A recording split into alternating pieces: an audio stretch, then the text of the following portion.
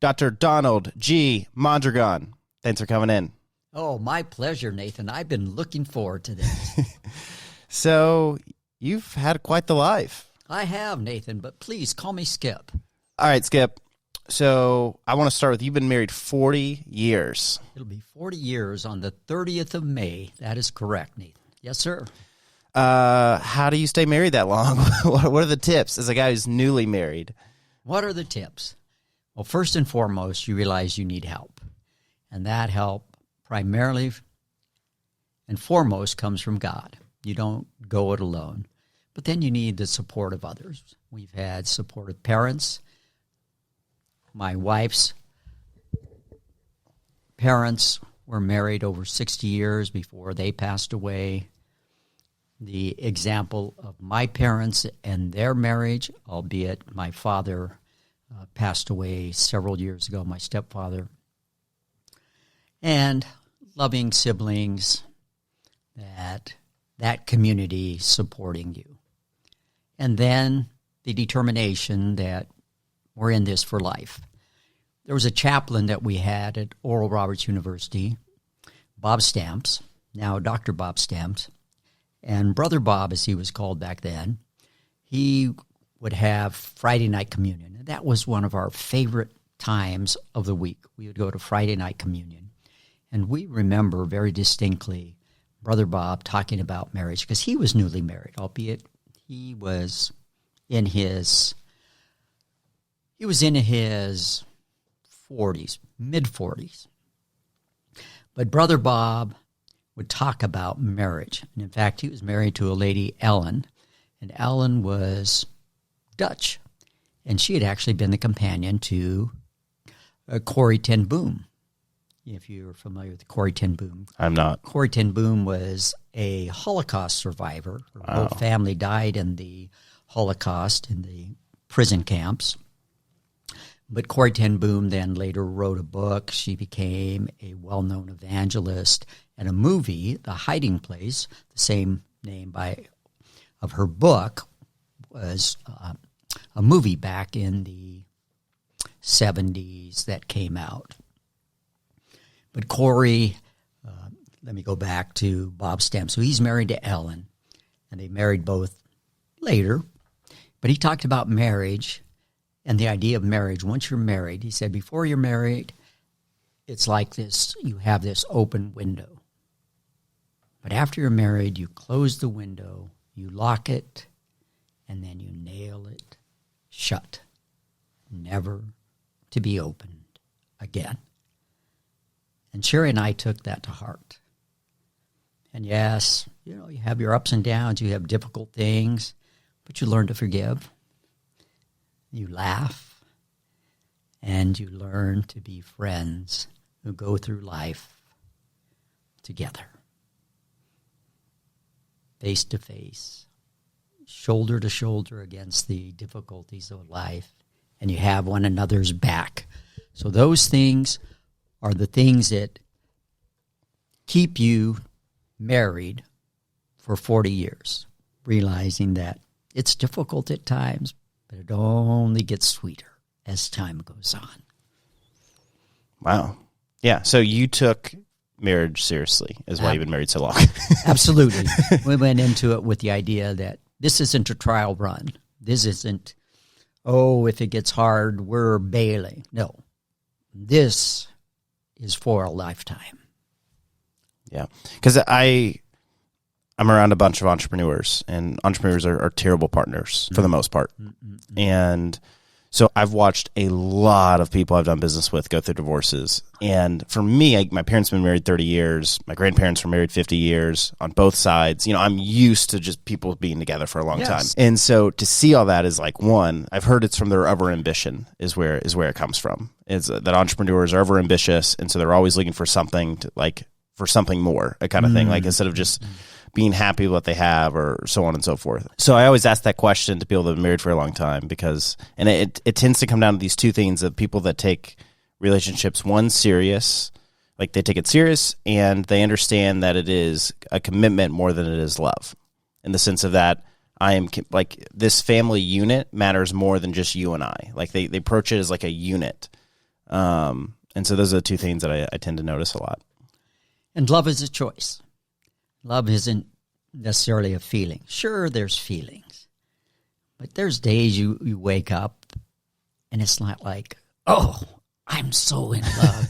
There's days you wake up and you might be irritated with your wife. You might be frustrated. You might be angry. Or during the day you get angry with your wife. But you choose to love. No matter what.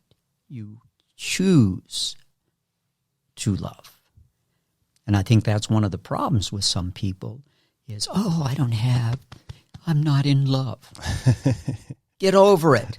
Love is a choice. Yeah. It's not a feeling.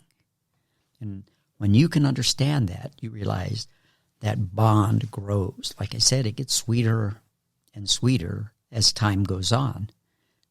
But yeah, you're going to get angry. Yeah, you're going to get frustrated. Of course, you're going to be angry, frustrated, irritated.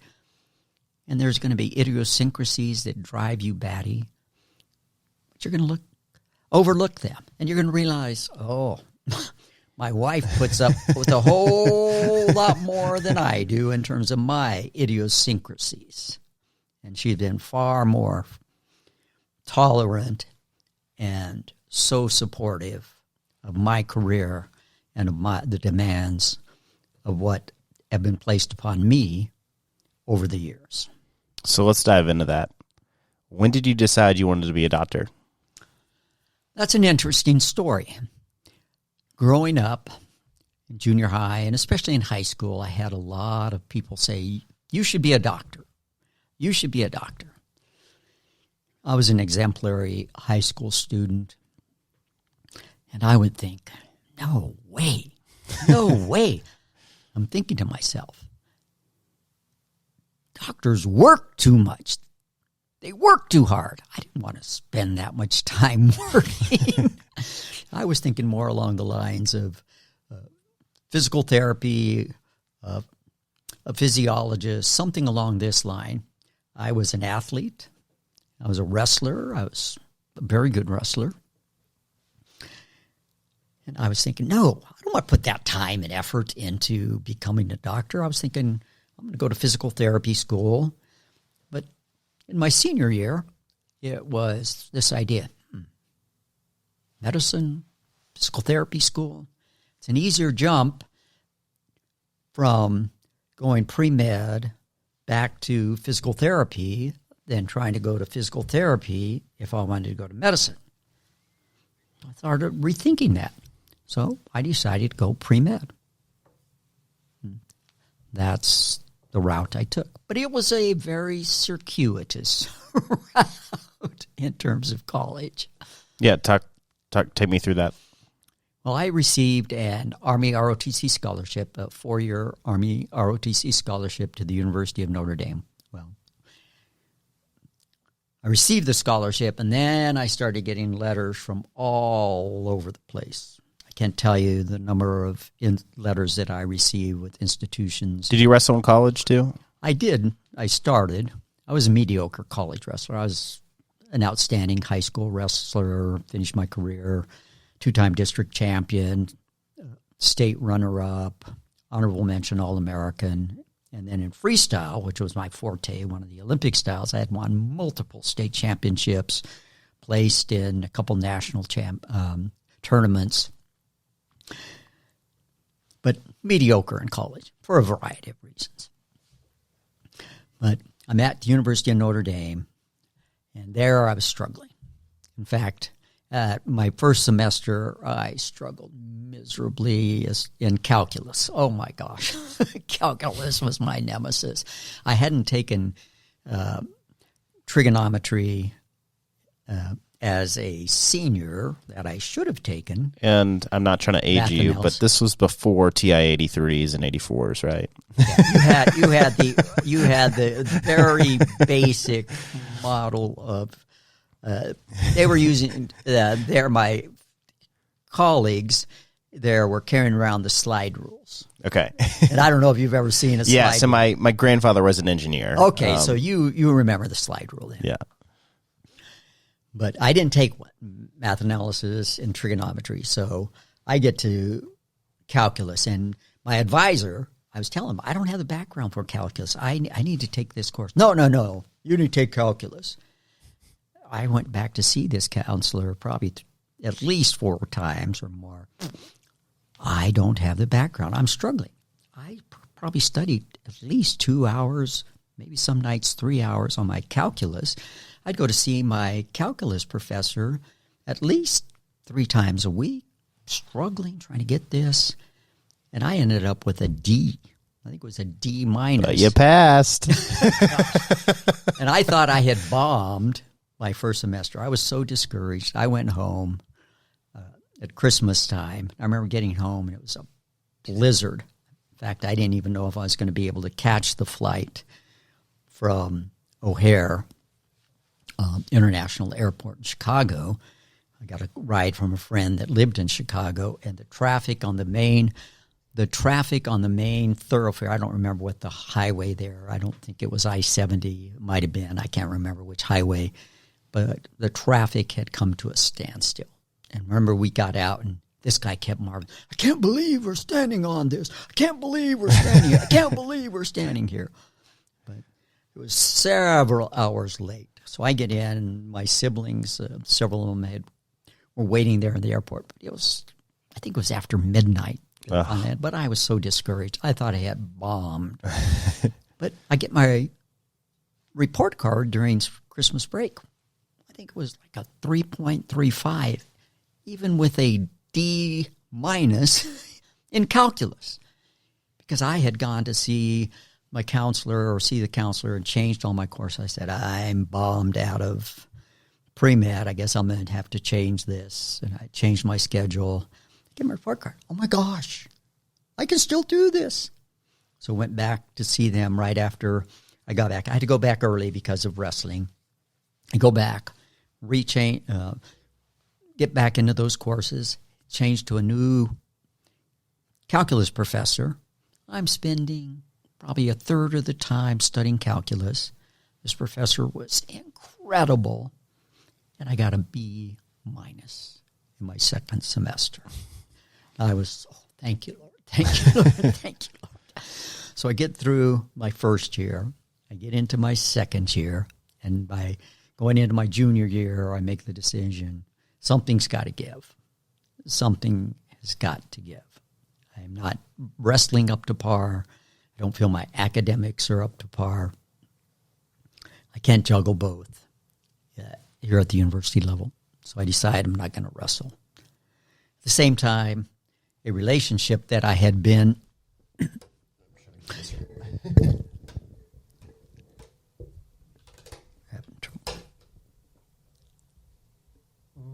All right.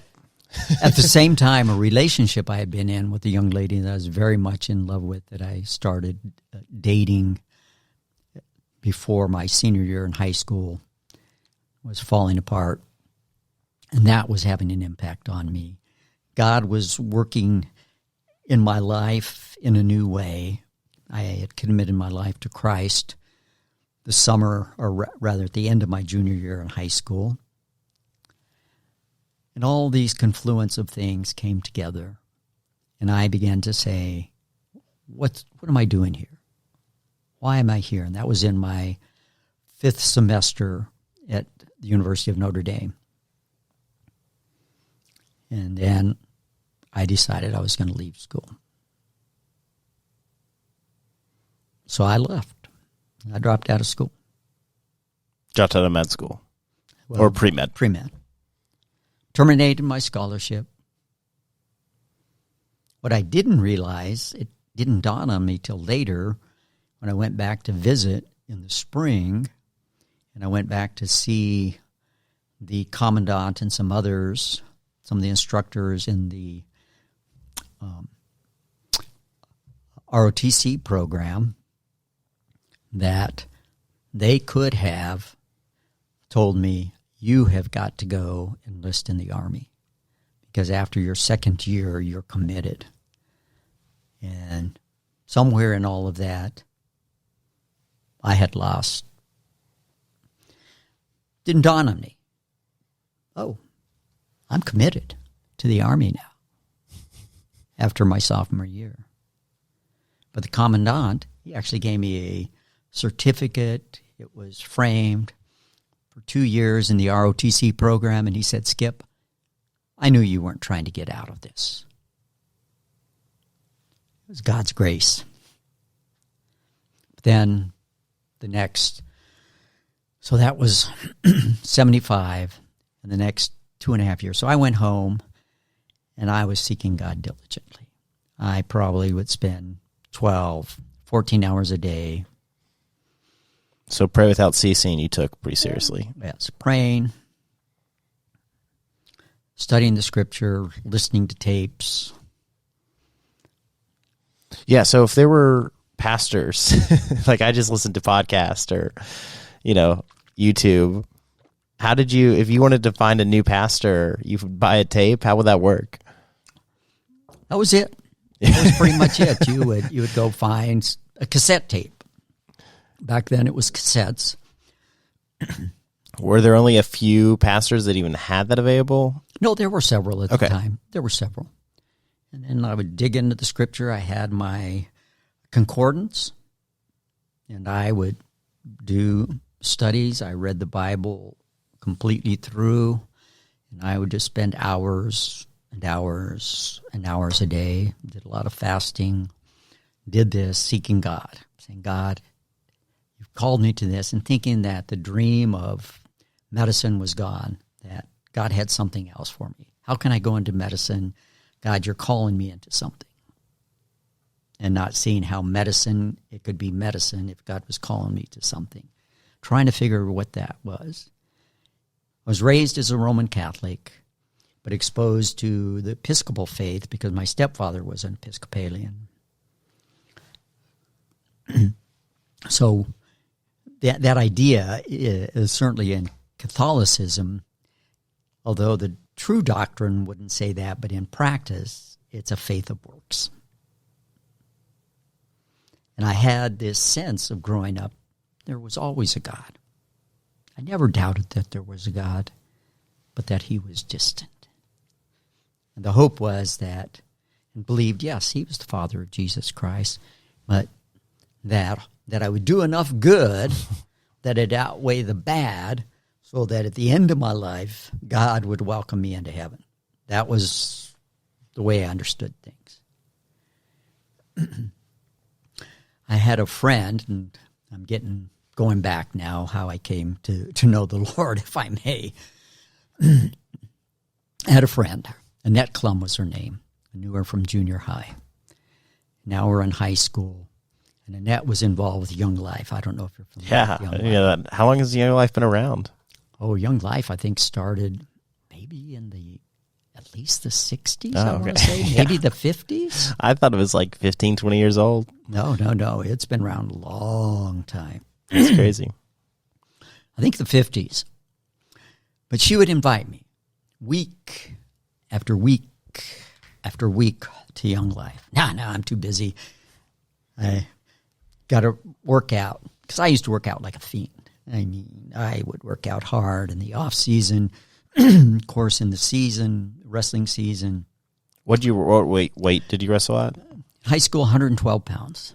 I'm a heavyweight. I'm not much bigger now. Man. So, and then I got too much studying in ed. I got to study. I just didn't want to go. Yeah, of course. I was putting her off. But she'd ask me over and over and over, week in and week out. And I remember some friends, Janie Roos, I believe that was Janie's last name at the time, and Mike Allred. They were dating at the time, and they were classmates, and they tried to talk to me about Christ. And I was really turned off at that point. At about the age of 14, 15, I became turned off. It was like, tired of talk. I want to see actions. And that's what I told them, basically. I'm tired of talk. I want to see actions. But Annette kept asking me, come join us, Skip. Come join us. Towards the end of junior year, for some reason, I finally went to a Young Life meeting. And I'll remember very distinctly the songs they were singing about Christ and knowing Him, honoring Him. I'm looking around, these kids I went to school with. Whoa, they have something I don't. Realizing that, what do they have that I don't? But the other thing that even struck me even more, there was this young woman, I believe she was a freshman at the University of Colorado, and this young woman glowed. There was something about her that was profound. And she was standing up there talking and sharing about how God had sustained her while her mother died of breast cancer. So here's this 19-year-old kid up there, just a few years older than I was, glowing, telling about the fact that her mother was a young woman, wasn't that old, had gone through this horrible battle. And years later now I understand a young woman that gets cancer typically is very aggressive, but had gone through this, died from the cancer, and how God had sustained her. I left that meeting, and that's about all I could think of. So between my working out, my studying, that's what come back to mind. But God was working because now I had been achieving my goals academically, athletically. But I'd sit on my bed after I'd turn off the lights at night, and I'd sit there, and I remember thinking to myself, is this all there is to it? Is this all there is to it? So there was an emptiness, something that wasn't fulfilling enough, even though I was achieving my goals. So all of this is working in concert. And I used to take this walk. And in Colorado, one of the things that happened, so I lived in Colorado? In the Mile High City. I was in Colorado. We just got back. We were there Thursday through Monday. Oh, my gosh. I missed the mountains. But I had this walk. And so I'd walk from our house, and it would go up to this hillside. In fact, I believe it's called Hillside Drive. But I walked from the house to the crest of this hill, you know, the top of that drive there. And what was beautiful about it, if you look out to the west, I had this beautiful view of the mountains. And the time I liked to go out and walk was at twilight. And then if I looked to the east, I had this magnificent view of the Denver skyline. And Denver has a magnificent skyline. And I would go out and I would think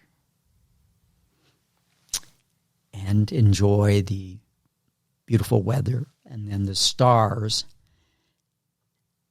as the sun after it would get dark and the quietness that falls at that time of the day. I realized later I was praying. I didn't understand that at the time, but I was praying. And so I don't know how many days, a week or so later, after that Young Life meeting, I'm walking. And I'm up on that crest of that hill. And in an instant of time, I understood. I understood the gospel message. Alone. I understood that God the Father had sent Jesus Christ the Son to die for my sins. And that through Christ, God was not distant, but He wanted me to be reconciled to Him.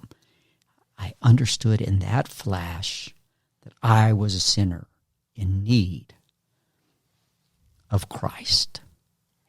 And there I remember in my heart, I don't know that I said anything out loud, reaching out and saying, this is what I need. This is what I want. And understanding my life would never be the same again. And it hasn't. So back to my original question, the path to med school. Okay, yeah. So now after that digression, so we're back.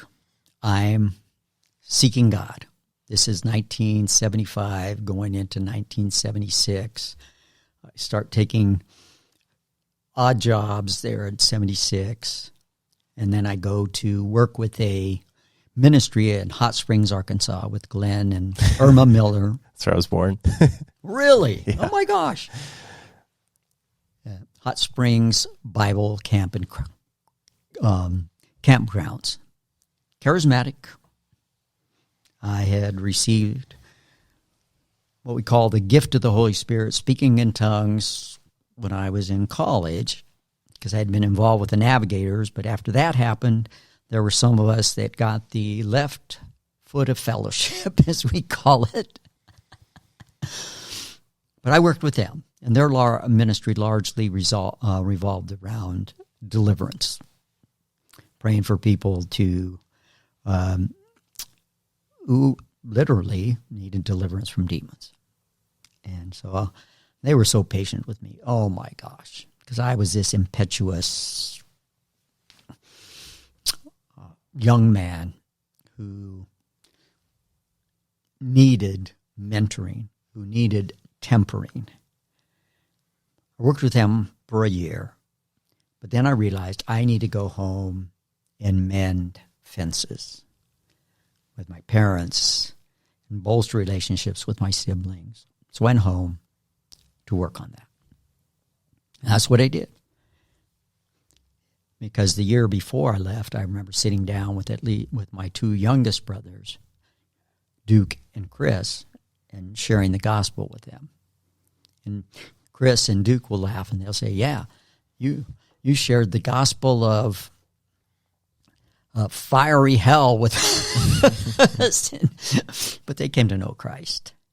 And subsequently, my siblings would say, Skip, you influenced us all to come to know Christ. So I have 7 siblings, and they all walk with Christ. So did you think that you were just going to have a life in ministry? I mean, because obviously you're around other believers, but you were taking your faith more seriously than probably most people you knew or grew up with. So did you think, okay, maybe God's just calling me to full-time ministry? I did, but I knew it wasn't going to be as a pastor because I didn't feel my personality was well suited. At that time, I was a very black and white person, a very rigid person. Thank goodness God has tempered me greatly over the years. So I knew I wasn't suited for something. You knew you were suited for the army. Indeed. So I wasn't sure where, and that was part of the struggle.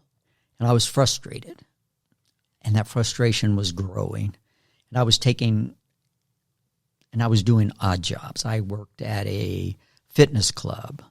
Later, I worked at a nursing home. And even then, before I finally went back to school, I worked at a car wash. So here I'm taking these minimal paying jobs. In fact, I remember the car wash, there was a guy that was a year ahead of me in school, and I'm working there. He's bringing in a car, and I'm hoping, I hope he doesn't see me. I hope he doesn't recognize me. And he does. Hey, Skip, how you doing? Yeah, I'm doing well. He brings in his first car. I think he brought in 3 cars that day to be cleaned. So you can imagine how that made me feel. Oh, geez. But I had to... what happened there? My frustration is growing because I can't seem to get a job other than these minimum wage jobs. I'm thinking I've got 2 years of college. I'm bright. I'm hardworking. I'm got initiative. Why can't I land a job? I'm applying to these different things. People tell me, you're overqualified. Good gravy. Come on now. Give me a chance. You don't have experience. Well, how am I going to get experience if I can't get hired? Come on, I'm bright. I've got initiative. I'm hardworking. Take a bet on me. I couldn't for the life of me. I remember taking one job where we were selling encyclopedias. It turned out to be a bust. We were going door to door. I remember being in South Dakota selling encyclopedias in this rural district. Oh my gosh, it was horrible. I didn't sell any encyclopedias. Yeah, I didn't know that. How many people lived in South Dakota? It's not a populous state. Yeah. It's one of the least populous. Like, if I have to sell encyclopedias, I'm doing maybe New York City. I'm doing a place, a lot of doors.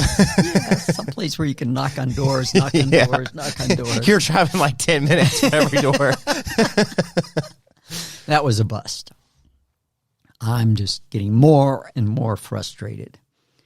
Now, our family doctor, Dr. Gilbert Maestas, or Dr. Gill as we called him, he was a good family friend also. He recognized that I was struggling, and he had told my mom, Esther, have Skip come and have lunch with me. I'd like to talk with him. And it was maybe November, sometime after Thanksgiving, my mom mentioned that to me. I tucked it away. Didn't act on it yet. You didn't send him an email? Yeah,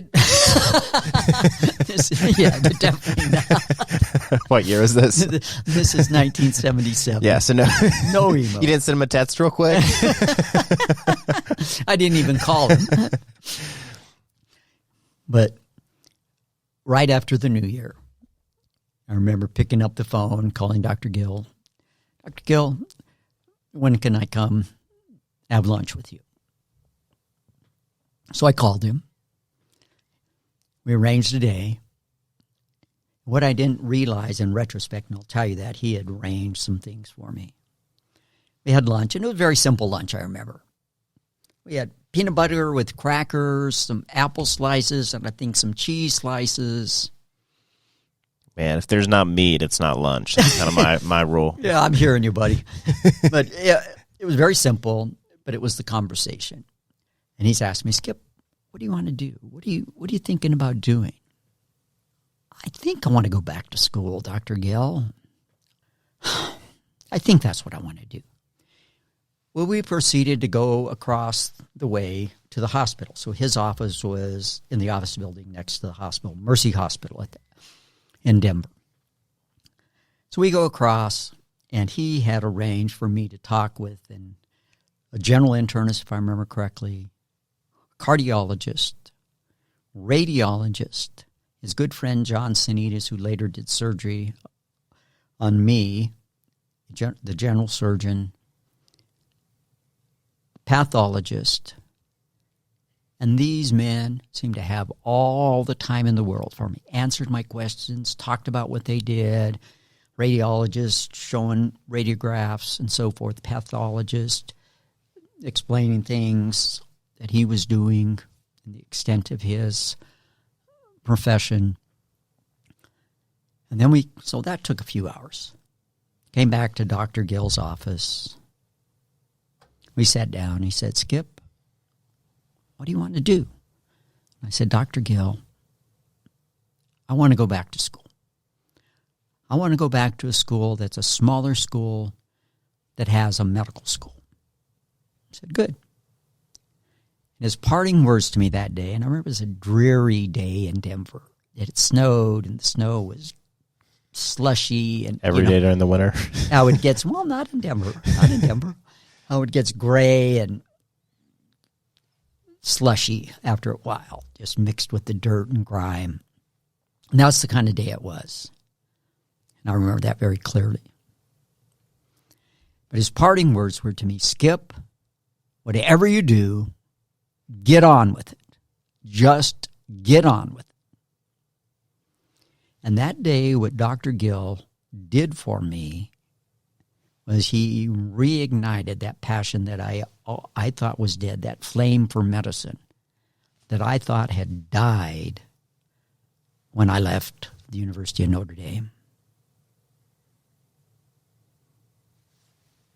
it fanned that flame back into existence. So I began to look at what schools, smaller schools, had associated medical schools. And I narrowed it down to 2 schools, Creighton University and Oral Roberts University. And I applied to both schools. I received my acceptance notice to Creighton. And back those days, remember, we don't have the internet. We don't have anything. So checking the mail is a pretty big deal. Yeah, so you're going to the library to cull through schools and find that information. Okay, that's how you find information. So interesting. Yeah, pulling out books and looking this up to say, okay. Yeah, so I guess I think about, like, if you were to, because I look at, okay, applying to a college, you just, you get the document, but how you get the document is you download the PDF. So you would call the school and they would mail you documents to fill out? Right. You would end up doing that, or you'd write them. I can't remember what it was. I'm trying to think. I think you wrote them and said, I'm interested in your school. Would you please send me the application? Oh, so you wrote your cover letter to get the application. Yes. And then you get the application. Of course, you're doing this all by... I haven't checked my mail in 3 weeks. I mean, that's just how little This is how you're doing it, all by hard copy, and then submitting your application, waiting to hear back from the admission committee. So I hear from, now we're going on into, it's springtime now, April timeframe. I hear from Creighton, you've been accepted. So I arrange a visit to Creighton. Like the school, smaller, like the campus, like the location, Omaha, Nebraska. And they keep telling me, you'll do great here. If you were at Notre Dame, you'll do great here. I'm thinking, oh, I think I'll go here. But I hadn't heard from ORU, Oral Roberts University. And ORU was getting ready to open its medical school that year. And I kept waiting. And I had the deadline to notify Creighton. I had to notify them by Friday, so I still hadn't heard that Friday of the week.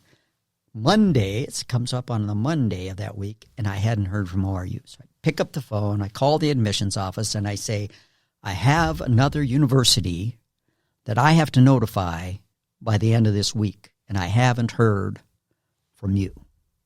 I get the call the next day. You've been accepted. So very quickly, I arrange a flight.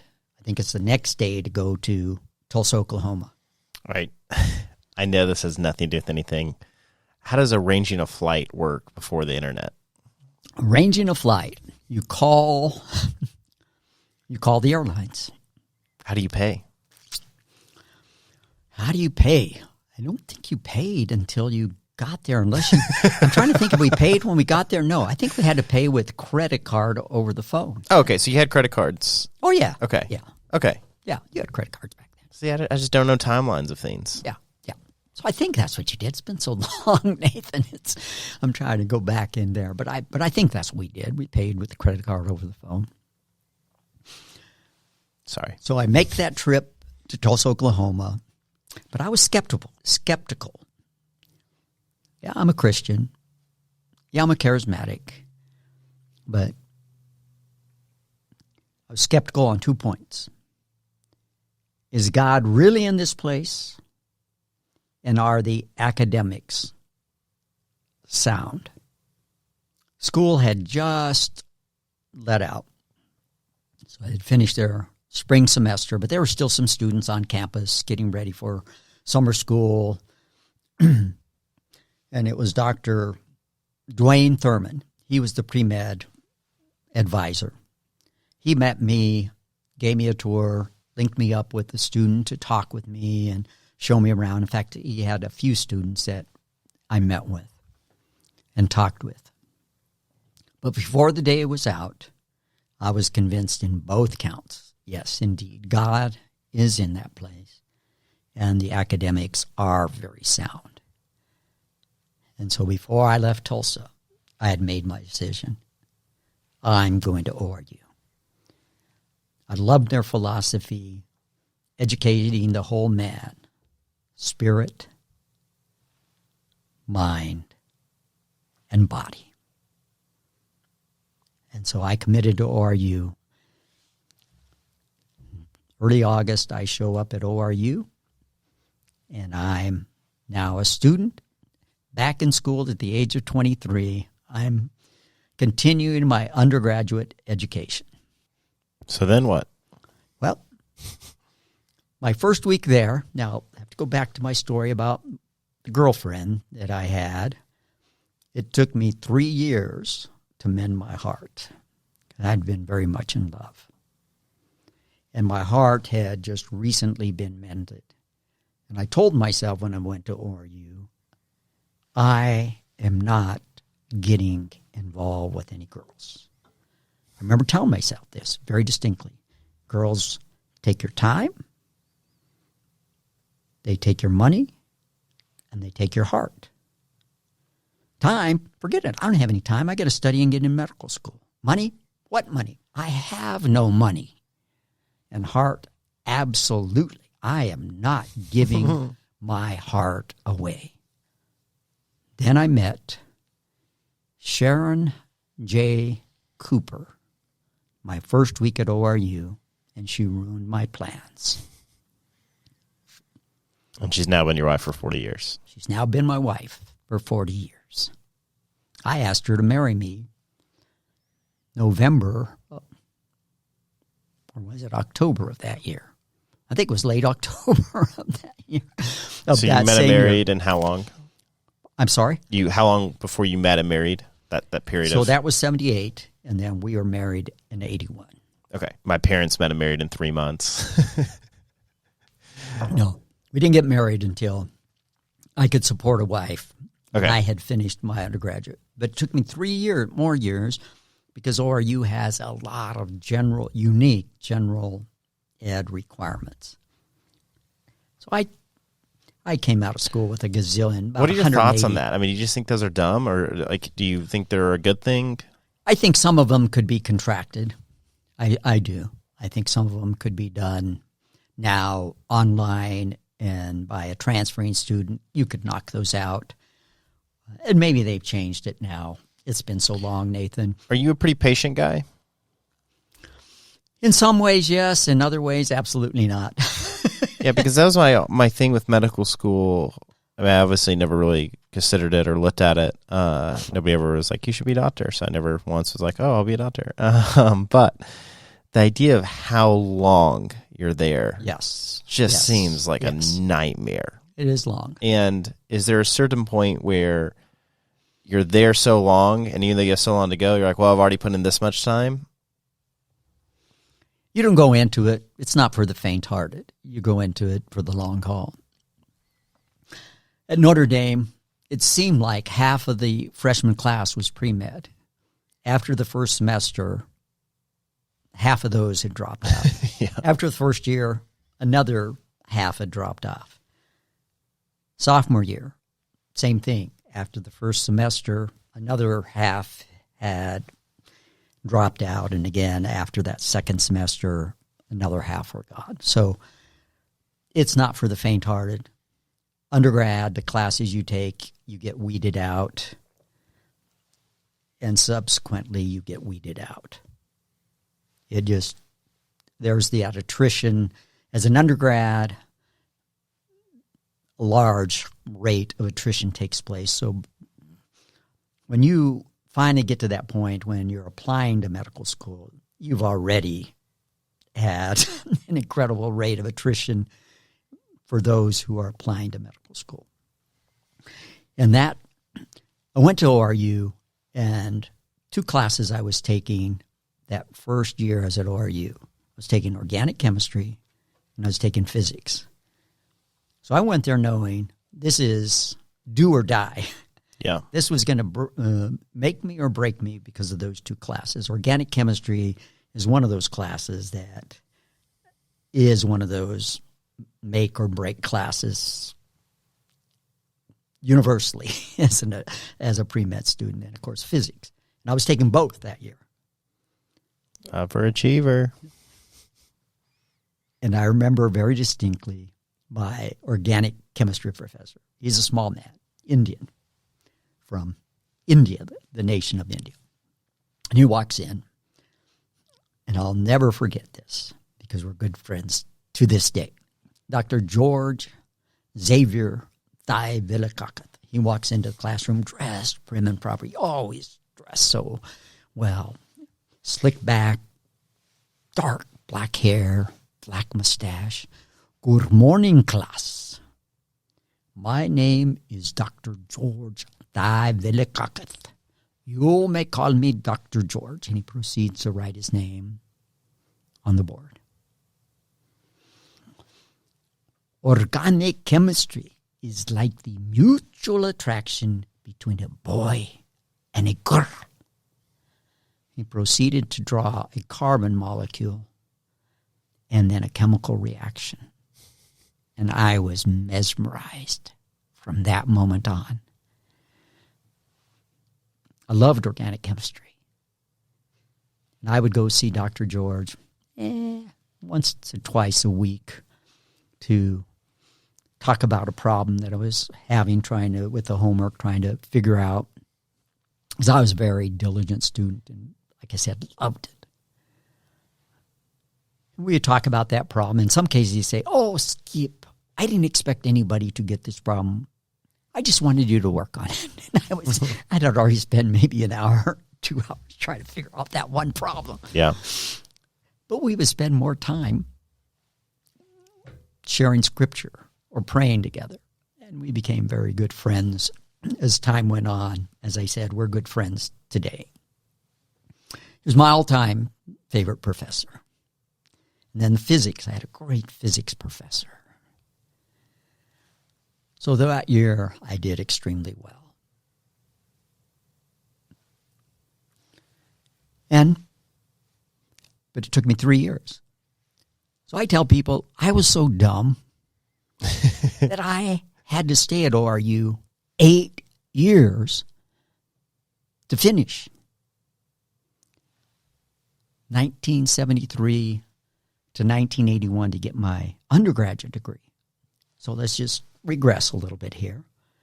My parents come for graduation. When we got, I need to digress a little bit more. So once I knew I was going to graduate, so that would have been 1980, I was looking to apply to medical school, and I only wanted to go to the Oral Roberts University School of Medicine. That's where I wanted to attend. But how am I going to pay for school? I didn't want to take out bank loans. No way. I don't want to have that hanging over my head. But I found out the military had scholarships to go to medical school, including different branches. I was attracted to the Army. I applied for what we call a health profession scholarship with the Army. So how does that work? For every year that they provided the scholarship, I applied for the 4-year scholarship, you owe them a year in service after your residency. So I'm waiting to hear about that. Meanwhile, I had applied for early admission to Oral Roberts University. And I remember the day that I got the admission, Sherry is running around, "We're going to medical school. We're going to medical school." And I told her, "Honey, before all else is said and done, that's going to be the understatement of the year. We're waiting to hear about the scholarship." I get notification of the scholarship. So this is all in the spring then of 1981. So now I knew, okay, I can pay for medical school. We can afford to get married. Well, I can afford, I should say, I can support a wife. And we'll talk about that in a minute here. And then we began to make our wedding plans in earnest. Because now I knew, okay, I'm graduating, going on to medical school. I got a means to pay for medical school. And now I can support a wife so we can go. So is medical school, I thought, was 8 years. Is it 4 years? Medical school is 4 years. And then residency? Residency is typically 3 years or more, depending on the specialty you go in residency, you get semi-paid? You get semi-paid, yes. Okay, so... Pardon me. No problem. So you get into med school. Army's going to pay for it. You'll have to go to the Army right after residency. So there's 4 years in med school, 4 years in residency, or 3 years. It was 3.5 in my case. So you graduate school in 4, right? And so that goes well. And then where do you go for residency? I ended up in Canton, Ohio. Now, I had figured I was going into the Army. That's all I had done was apply to internships with the Army. It's now, we started July. So I think it was... What was your specialty in med school, by the way? Well, medical school, you don't have a specialty. Residency. Okay, what was your specialty in residency? Internal medicine. So I'm an adult medicine specialist. I don't know if you're familiar with internal medicine. Nope. So internist, as we're called, not to be confused with an intern, a first-year resident. Internist, we are adult medicine specialists. So everything from the common cold to the patient hooked up on life-saving equipment. So from young adults to geriatric patients at the end of life. Do you have any thoughts or opinions on COVID? Do I have opinions on COVID? Yeah. Oh, we could get into that, sure. Right. But that's the bailiwick of the internist, particularly chronic diseases. If you think of chronic disease of people, diabetes, hypertension, heart disease, lung disease, arthritis. Can diabetes be reversed with diet? Diabetes can be reversed. Well, diet, exercise, weight loss, at least type 2 diabetes in most people. Now, there are types of type 2 because it's a spectrum that you're still going to need some medicine. Some are still going to need insulin, for instance, and they're still type 2 diabetics. But diabetes is a spectrum of disease. And unfortunately, younger and younger and younger people are developing type 2 diabetes. It's just because of the insane amount of sugar that we eat. Well, largely sugars, sedentary life, stress, yes, and obesity. Because the sugar, excessive sugar, is the culprit. It's not fat. Yeah. It's sugar. Sugar is killing us. Yeah. Stress is killing us. Inactivity is killing us. But that's enough of that. So where were we? We were talking... Army, medical school, where do you want to pick up? I would love to know, so you finish residency, what happens then? We finish residency, and we go to our first duty station. I finished off cycle because I started residency as a transitional year resident. Oh, I know what I wanted to say, why I ended up doing a civilian residency. I had applied for internships, military, what's called a transitional year, meaning you do rotations in a variety of specialties with the intent then of going on to physical medicine and rehabilitation. I get this Dear John letter just about 6 weeks before the closure. It would have been about 6 weeks before Christmas, saying, Dear Lieutenant Mondragon, we are sorry to inform you, but you have not been selected for an Army internship. You will have to apply for a civilian internship, and then you will come on active duty. That year, it just so happened that there were more applicants, or there were more HPSP, Health Profession Scholarship Program students, those of us who received the Army scholarships and that were finishing medical school, then they had slots for internship in the military. And I was one of those who didn't get an internship in the Army. So I'm left scrambling now to find a civilian slot. and the window is fast closing. And at that time, Yeah, there's no like Google for you to be like, just Google. No. It's go to the library again. Find the programs. This is find so the crazy to numbers. me. Find this. Arrange the flights. But on the heels of this, our firstborn, Adam, he had been born in May, 7.5 weeks prematurely. And a few months later was diagnosed with a rare, exceedingly rare congenital anemia, commonly called Black Van Diamond syndrome. About 50 people in all of the U.S. have this type of anemia. What?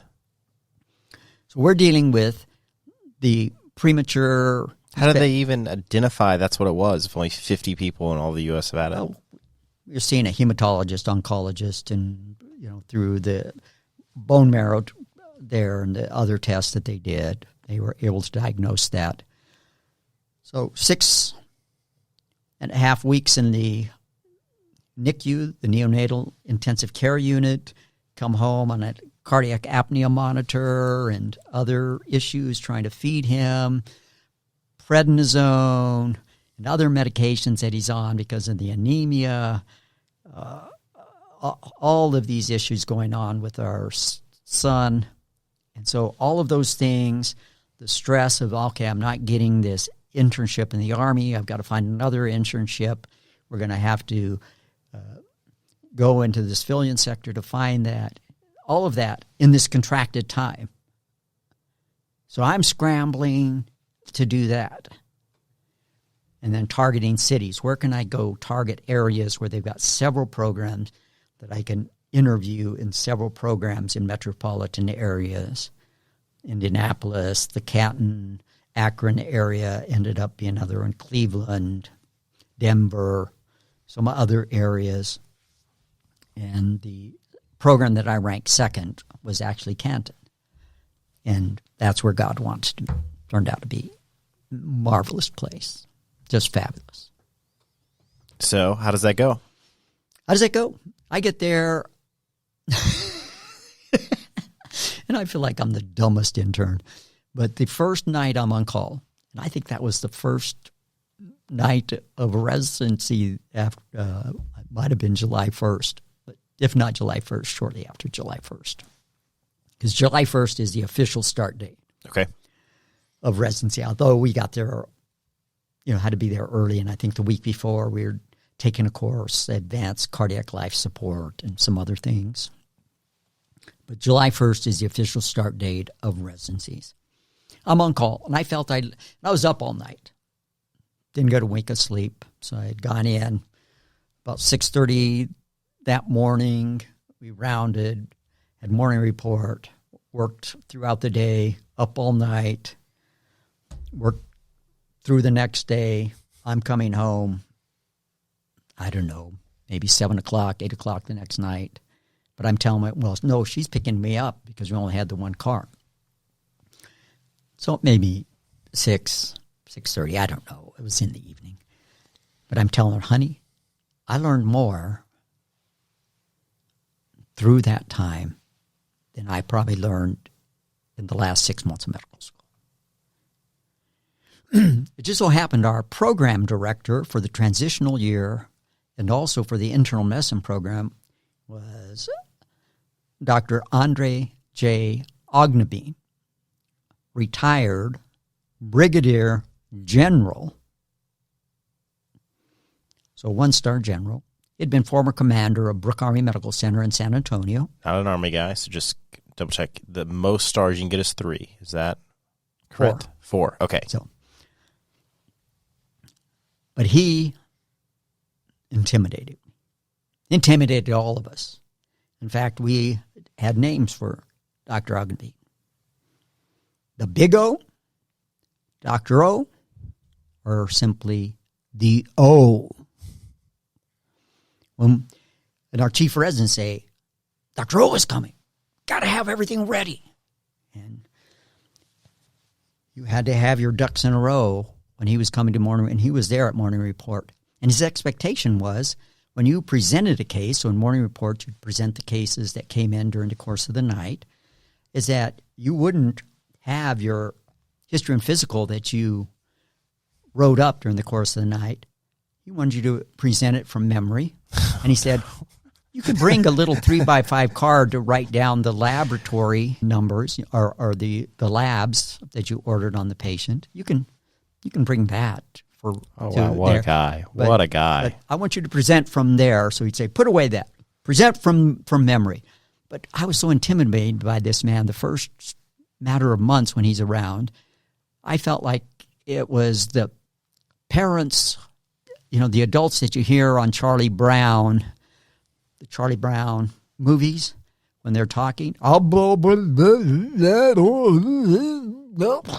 come home at night and I'd tell Sherry, he must think I'm the most idiotic intern he's ever seen. I can't seem to say one intelligible I can't believe how around self-confident you were. Man. I just feel like if I went to med school, I'd be the most confident human ever. Well, remember, it's ultra competitive. You've got all these type A alpha types that are. Would you feel that way? I mean, if you went to med school, wouldn't you walk in just like, oh man, I would. So, maybe that's a good thing. But this man intimidated me big time. And this was the case for the first few months of internship. Morning report, checkout rounds. So at the end of the workday, when he would come and you'd pass off the patients to the on-call team. At lunchtime lectures, I just felt like an idiot. Or rounds, when he was the attending physician, and we'd have our rounds where we'd have our patients assigned to our team, and then we'd discuss those patients day by day. Oh, my gosh. But I was learning. I was growing, and I had some great professors in medical school. I had a superb foundation. I was dedicated, and I was working very, very hard. And so I was growing. Now, I had planned to go in physical medicine and rehabilitation. That was a specialty I was going to pursue. But I began to have misgivings. I had done a rotation with physical medicine and rehabilitation at Walter Reed Army Medical Center towards the end of my senior year in medical school. And they were so heavily weighted towards electrodiagnostics. And what electrodiagnostics is electromyography and... I don't even know what these words mean. Okay, so what it is you're measuring muscle activity and nerve velocities. So Didn't even know you could do that. So looking for problems with muscle disease, looking for muscle disease, and also looking for injuries of nerves.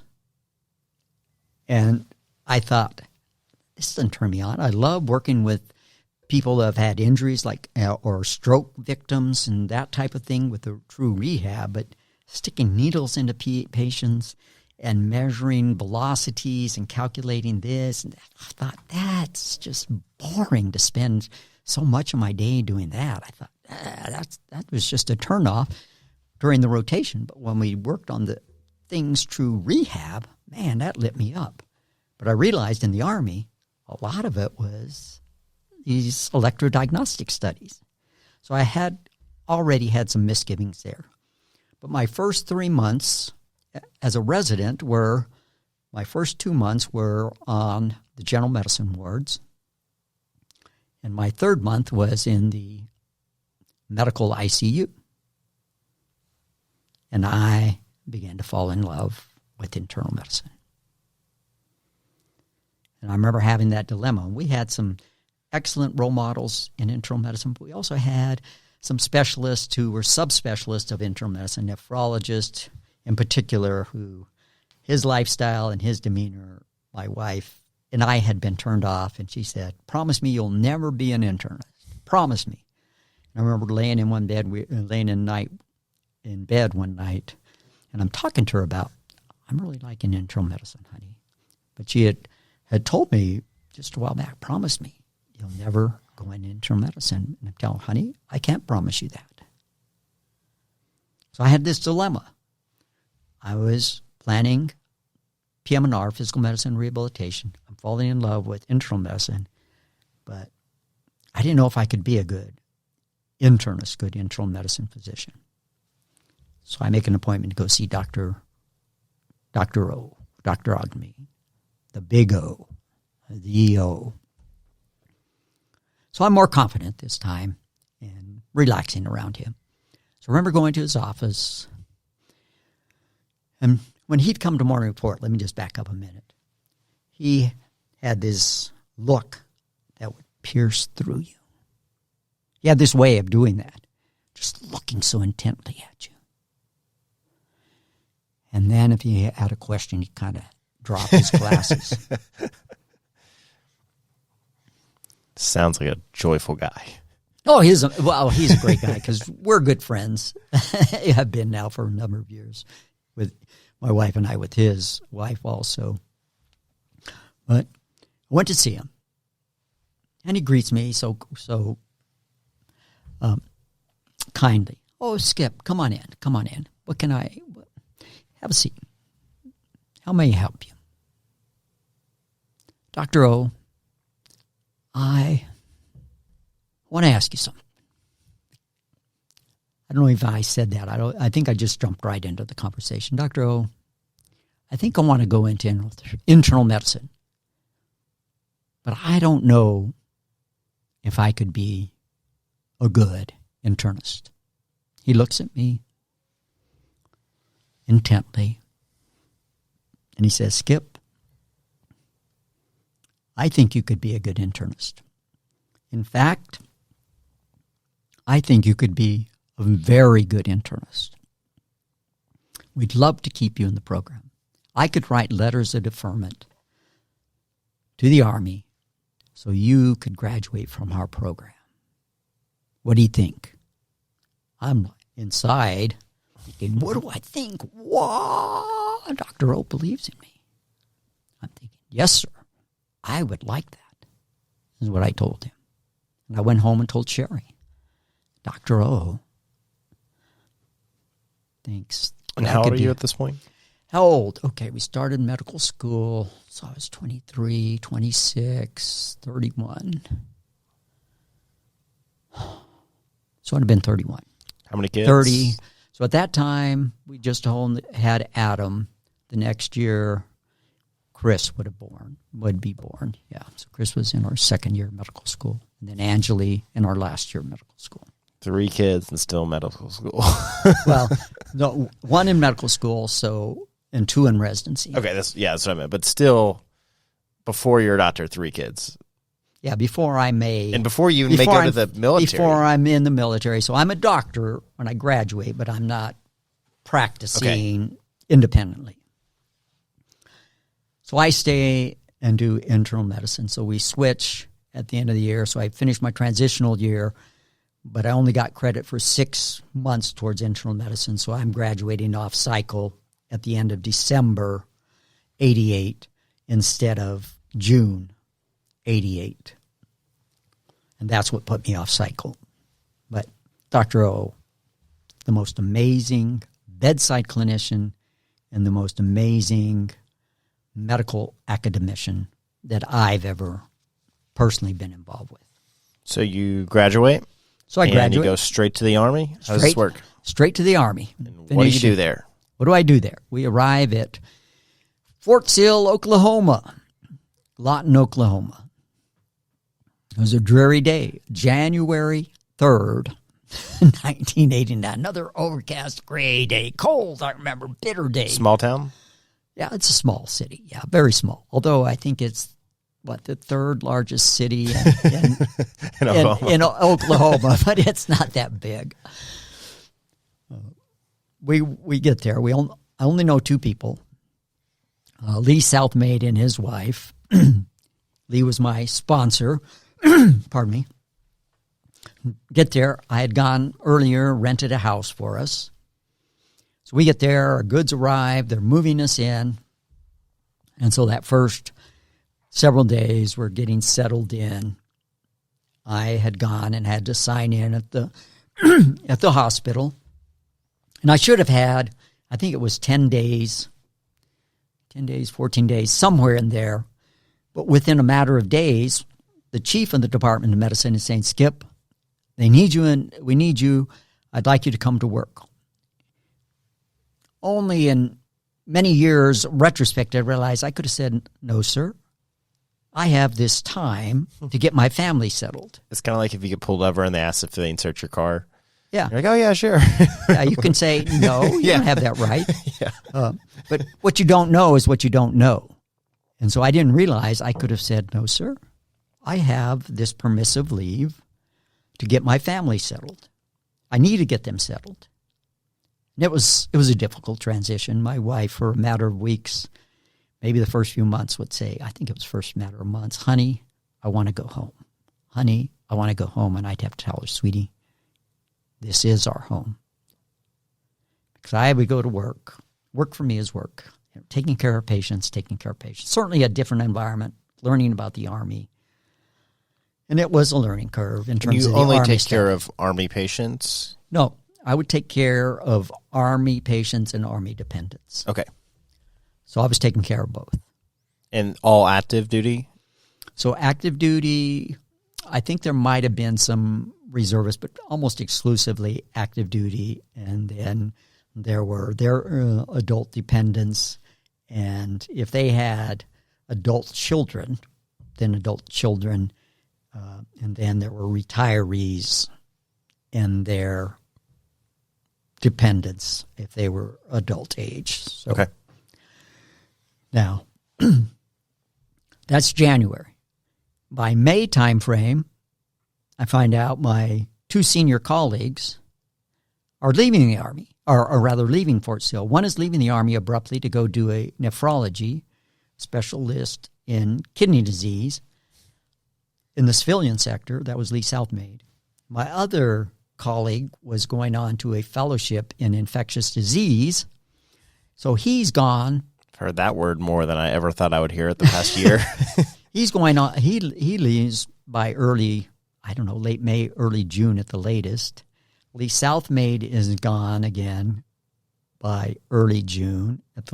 And they turn to me and say, Skip, you are now chief of the internal medicine clinic, medical director of the ICU. You will be our only Fort Sill-based internist. Welcome to the Army. It was 6 months in. less than 6. Yeah, it was 6 Yeah. months in. It was the worst summer ever. I mean, ever that I've ever spent in the Army. I'm sure work was horrible. slammed, right? Oh, it was. And then you go home and you have 3 kids that are all under the age of 4. So we got there when we arrived at Fort Sill. Adam was 4, Chris was 2, and Angeli was 4 months old. Man. It was a horrendous summer. Oh my gosh! And you really boarded that door shut when you were talking about when you got married. It was a horrible summer. Now, do you both recognize this is horrible and this has got to make a shift, or this can't happen? Like, you know, what's kind of the conversation? We just happening? realized it had to happen, but I was so irritable and would snap, sleep deprived and irritable. And that summer, I was getting ready to take my medical boards for internal medicine, and I took those in August. Are you having to study for those? Mm-hmm. Man, that's crazy. At least trying to study for those. And I did extremely well. I mean, I did exceptionally well on those. And yet I realized in retrospect, if I had taken them right out of residency, I would have blown the top off of those. But even then, I did extremely well. But it was horrible. And I had to tell non-active duty patients, you're going to have to go see somebody in the civilian sector this summer because we can't accommodate you. Be able to see active duty patients this summer. That was painful. Oh my gosh, that was painful to have to tell these patients that. That was hard. And then as the patients are coming back later that year, you realize the quality of care they received was not up to snuff in many. You realize the quality of care that we gave was vastly superior. You could just see it in reading the charts. Like, gee, And would you ever find yourself wanting to call one of these people's doctors and just be like, what were you thinking? Or why did you, like, did you ever find yourself, like, I don't know how this works. And, in business, like, we can call anybody out. There's no repercussions. There's nothing. You would feel like that. Many times I'd be thinking, what were they thinking? Are you kidding me? Look at this note. I can't believe. It's got 3 lines. And you can't read them.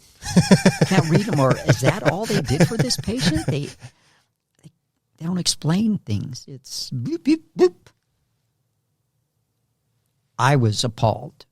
I was appalled in many cases. So it taught me something very distinctly at an early time, that Army medicine is superb medicine. And I already knew we gave great care, but now I had a comparison, a first-hand comparison, and hands down I understood our care in most cases, at what I saw, the examples that I saw, beat the care that was rendered in the civilian sector. Now, we had some advantages. Ours was a closed system. I didn't have to worry about people being able to afford medicine, see a subspecialist, get special tests, and so forth. And I wasn't having to see patients in 8 to 10 minute intervals. And was your pay way less being there? Oh, yeah. See, I started off as a captain in pay. I got some bonuses, but as a captain. But each year, my pay incrementally went up with those years. But early on, yeah, it would have been substantially lower than my civilian counterparts. Absolutely. Like 50, 60%, or? Oh, yeah, easy. All right, so you're doing that. How long are you there for? We're at Fort Sill arrived there in 89 and we left in 92. But I was deployed the first time to Operation Desert Shield, Desert Storm during that time. Cool. How'd that go? It was tense to start with. We get the call in August, early August of 90, because Saddam was rattling his sword. There had invaded Kuwait, and George Herbert Walker Bush had told them, don't do this. And then he told them, all right, you have crossed the line. You've gone in and invaded Kuwait. We're now going to take steps against this. So I was activated with the 47th Field Hospital out of Fort Sill, that was based at Fort Sill. So they took almost all of the professional staff. We were what was called profus, so assigned to that unit that if it got deployed, we would go with it. So overnight, boom, we are now training with the 47th Field Hospital, preparing to go to Kuwait. And they had to start bringing in backfill from reservist to backfill at Fort Sill at Reynolds Army Community Hospital. So it was tense because we knew that Saddam had used chemical weapons on his own people, and that was a big part of our training, was using our so-called mop suits, the masks, and the other garments to protect us. And this is in a blazing time of summer, August there. What's August in Kuwait?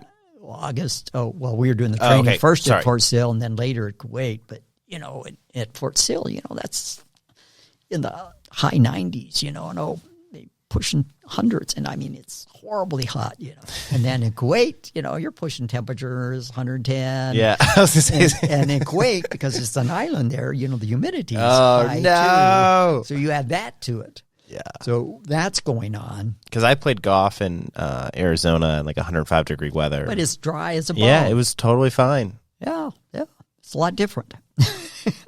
All right. I'm going to ask some history. I'm going to get a history lesson real quick. So didn't we kill Saddam Hussein in the 2000s? Yeah. So we invaded them twice? Well, remember, we went there to destroy and kick them out of Kuwait. Okay. So, and at that time, there were proponents that were advocating that President Bush should continue on into Iraq and decimate further and take, all the way to Baghdad.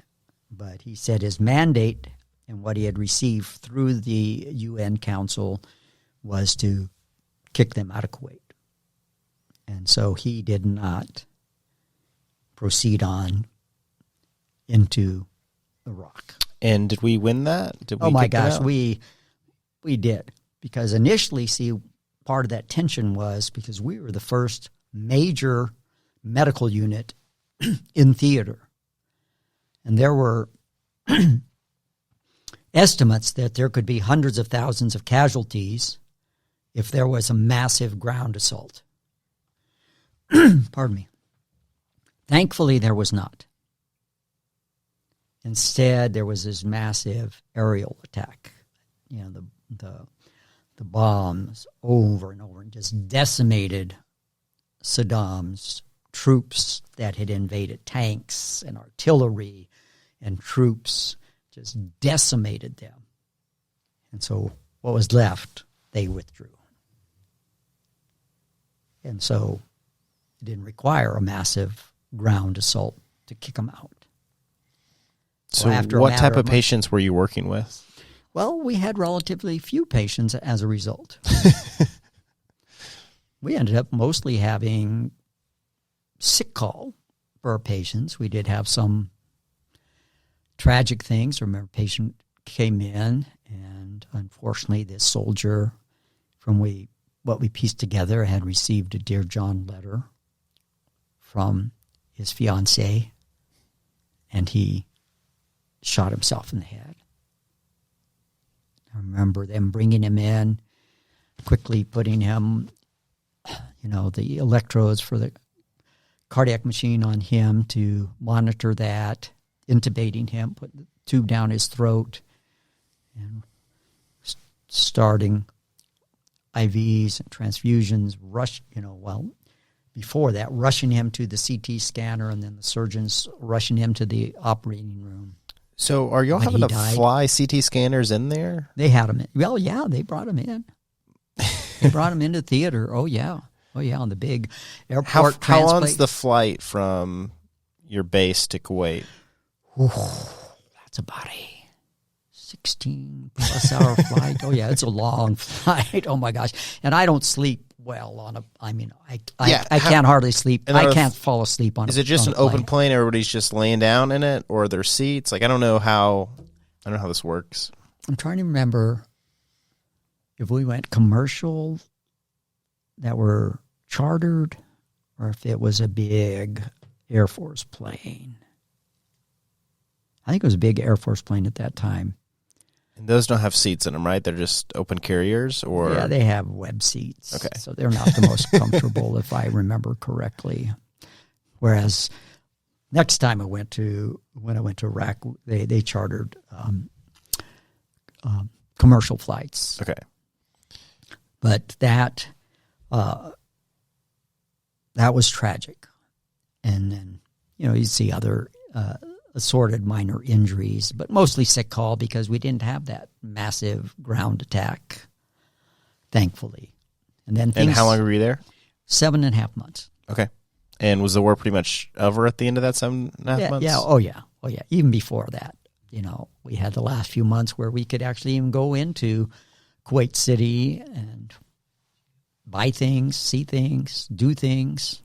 So it was actually rather safe to do it at that point. But those first several months, the sirens would go off, and you'd be putting on this mop gear and waiting for the sirens to go up because you knew you were well within range of Scud missiles from Iraq and Saddam's troops. So 7 months there, you come back, then what? Come back, then we're at again, at Reynolds Alma Community Hospital, Fort Sill. Then in 92, we leave and go to Walter Reed Army Medical Center, where I'm doing a fellowship in general medicine. So And is that the most famous? That's the most famous of Army Medical Centers, yes. When Trump got COVID, I just remember hearing Walter Reed over and over and over again. Right. And that's the new Walter Reed. It was then the historic Walter Reed where I was at.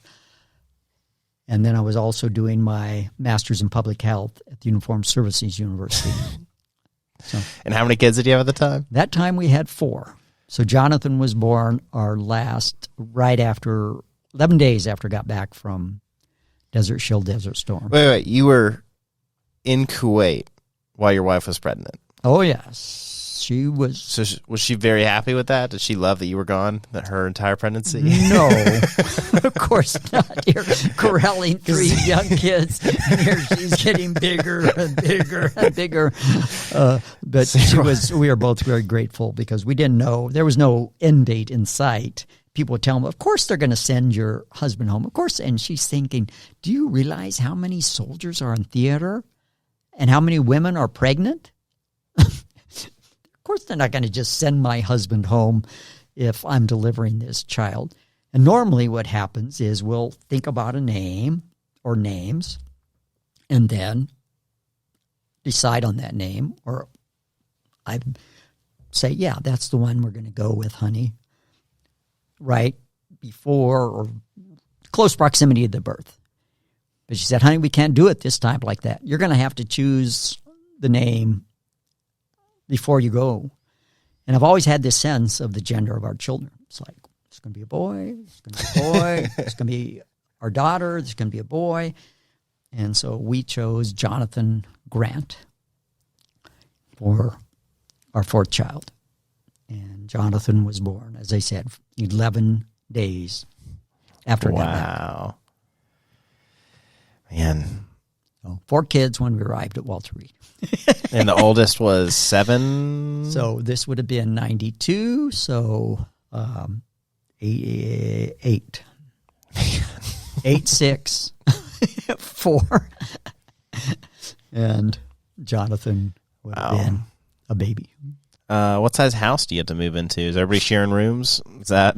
Let's see. I think we had we rented a house in Silver Spring, Maryland, and I believe it was a 4-bedroom house, if memory serves me right. It's kind of there. So the master bedroom, Chris and Adam would have shared a room. Angela would have had a room, and I think the baby would have had a room. It's kind of, I'm the youngest of 4, so that was kind of our setup. Yeah. My oldest brother had a room. My sister had a room. And then me and then my middle brother shared a room. They explained that because she's the only girl, she gets her own room. Everybody's saying, why does she get her own room? Why does she get her own room? Because she's a girl. Did your kids have to buy their first cars? We helped them. We actually, I think, bought them for them. Because everybody had to buy our own first cars in my family, except my sister. And so there's still this. Yeah, it's like not only did she get a room, she has to get her first car. Her first car. Yeah, of course. Okay, so man, I can't believe the craziness of your life. So on top of all of this, you decided to get another degree? Right. Where does that come from? The General Medicine Fellowship is to help you with research and to become an academician, a teacher. And I knew I was interested in teaching. Not so much in the research, but more so in the teaching. And that's what the fellowship was revolved around. And with that, you could get typically you got your MPH.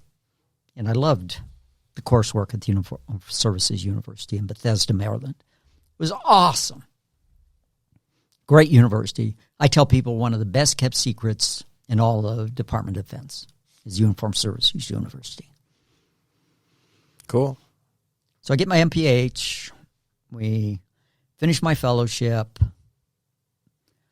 Angeli, or rather Joey, is born 6 months before we graduate. Or 6 months before we leave, about 5 months before I graduate. Child number 5. Child number 5. And oldest is how old at this point? So Adam would have been going on 10. So Adam was 9.5 when Joey was born. And it was funny. So when all the kids were coming to visit. Do you have a nanny? Oh, no. I brought the 4 older kids to see their baby brother and brought them into Sherry's room. And all these nurses and others are kind of crowding at the doorway to look. What does this family with 5 kids look like? They're all kind of crowding. I remember, we were an anomaly in the D.C. area, very much so, because there's so many dinks, double income, no kids, and families, 1 or 2 kids at best, and people that go to work you wouldn't see. We lived on this neighborhood. We knew there were people that lived there, but they go to work. You wouldn't see them leave. They'd come home, and you wouldn't see them, and you knew they were there, but their kids, we got to know a few families there on the block, and our kids would play with them. But it was weird. We were an anomaly with 5 kids, very much, and that my wife did work. And when we go out, oh my gosh, you got all these looks. You can imagine us on the metro. You've been to D.C., Yeah. have you? Okay, so you know what I'm talking about. I haven't rode the metro. Yeah. And we go out, go to places, you just kind of see people looking at us and counting. Now, did everybody? So this is, I don't think I have a big family because I knew a bunch of people with like 8 kids or more. So not in our neighborhood, but there was like 4. Doesn't seem insane to me. My wife and I, we think that we want to have several kids. Good. So it doesn't seem insane, but I've it's there's to some people 4 is just an insane amount of kids. Sure. Which I think is funny. It's like 4, but of course I think 5's a lot, so maybe it's just all about your upbringing. But my favorite is they always assume that it's some religious reason. Do you get this? Oh, so you must be Mormon? Like, that's the number one. Oh, you want kids? Oh, you must be Mormon. Yeah. Oh, yeah. You got that all the time. Or the jokes. Oh, I figured out where they came from. And it's like, Sherry would say sometime, I feel like telling him, no, but we sure had fun trying to figure that out, or something to that effect. No, we were very prayerful about each of our children. And when we wanted them to be conceived, we are always very, very prayerful about that. Now, before we were married, I told Sherry, honey, I'll take as many children as you'll give me, and I will happily raise them. Because I wanted a large family. I grew up in a large family. I loved growing up in a large family. Sherry has 2 older siblings. Her brother is 7 years older. Her sister is 11 years older. So in many respects, she's almost like a only child. So her life and upbringing were very different. Her family's very reserved. Mine is very loud. Mine is very affectionate. Huggy, huggy, kissy, kissy. Hers is anything but that. That's my... the longest phone call I've had with my dad in 5 years is maybe 2 minutes. Just straight to the point. Not a family of hugging. There's very few signs of affection. My wife, same background, which is great because we both have decided like that's not what we want in our family. Sure.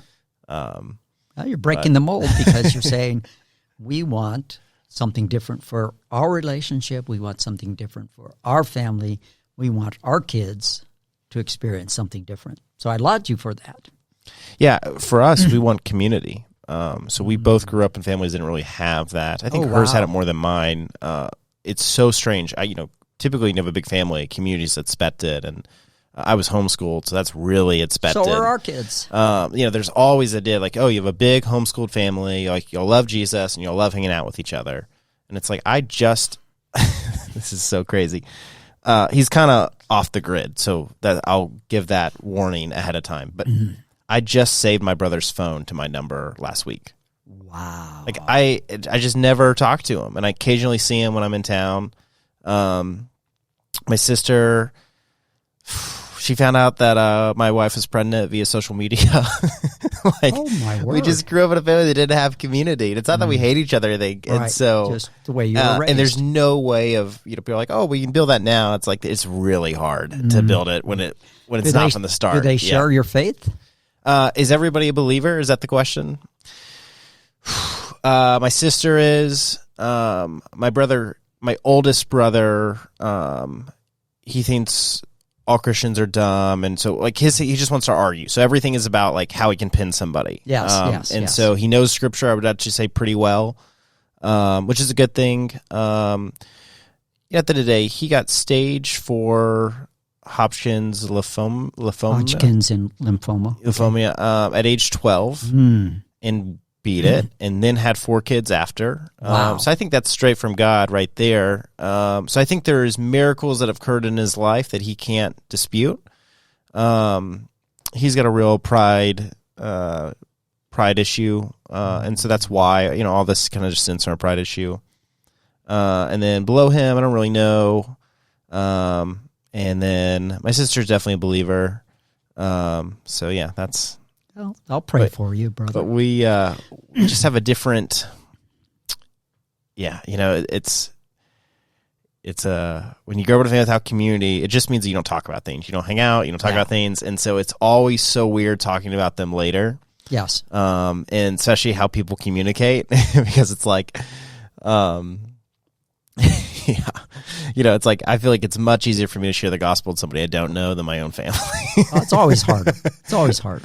But yeah, I mean, everybody. We grew up in a Christian household. Everybody knows. Everybody knows the Gospels, I would say, for the most part. And it's just that we have different. I think we just have different ways of approaching that. And essentially everything I bring up to my sister is taken as me being overly aggressive or aggression. Yeah. So there's nothing. It's like, okay, because I just look at things as super. Have you ever seen the Francis Chan rope analogy? So he's got this rope that goes like just imagine going around the world a few times. Okay. And it goes for eternity, and then this little part of the rope, we'll just call it this part right here. This goes on for eternity. This is our time on earth. Okay.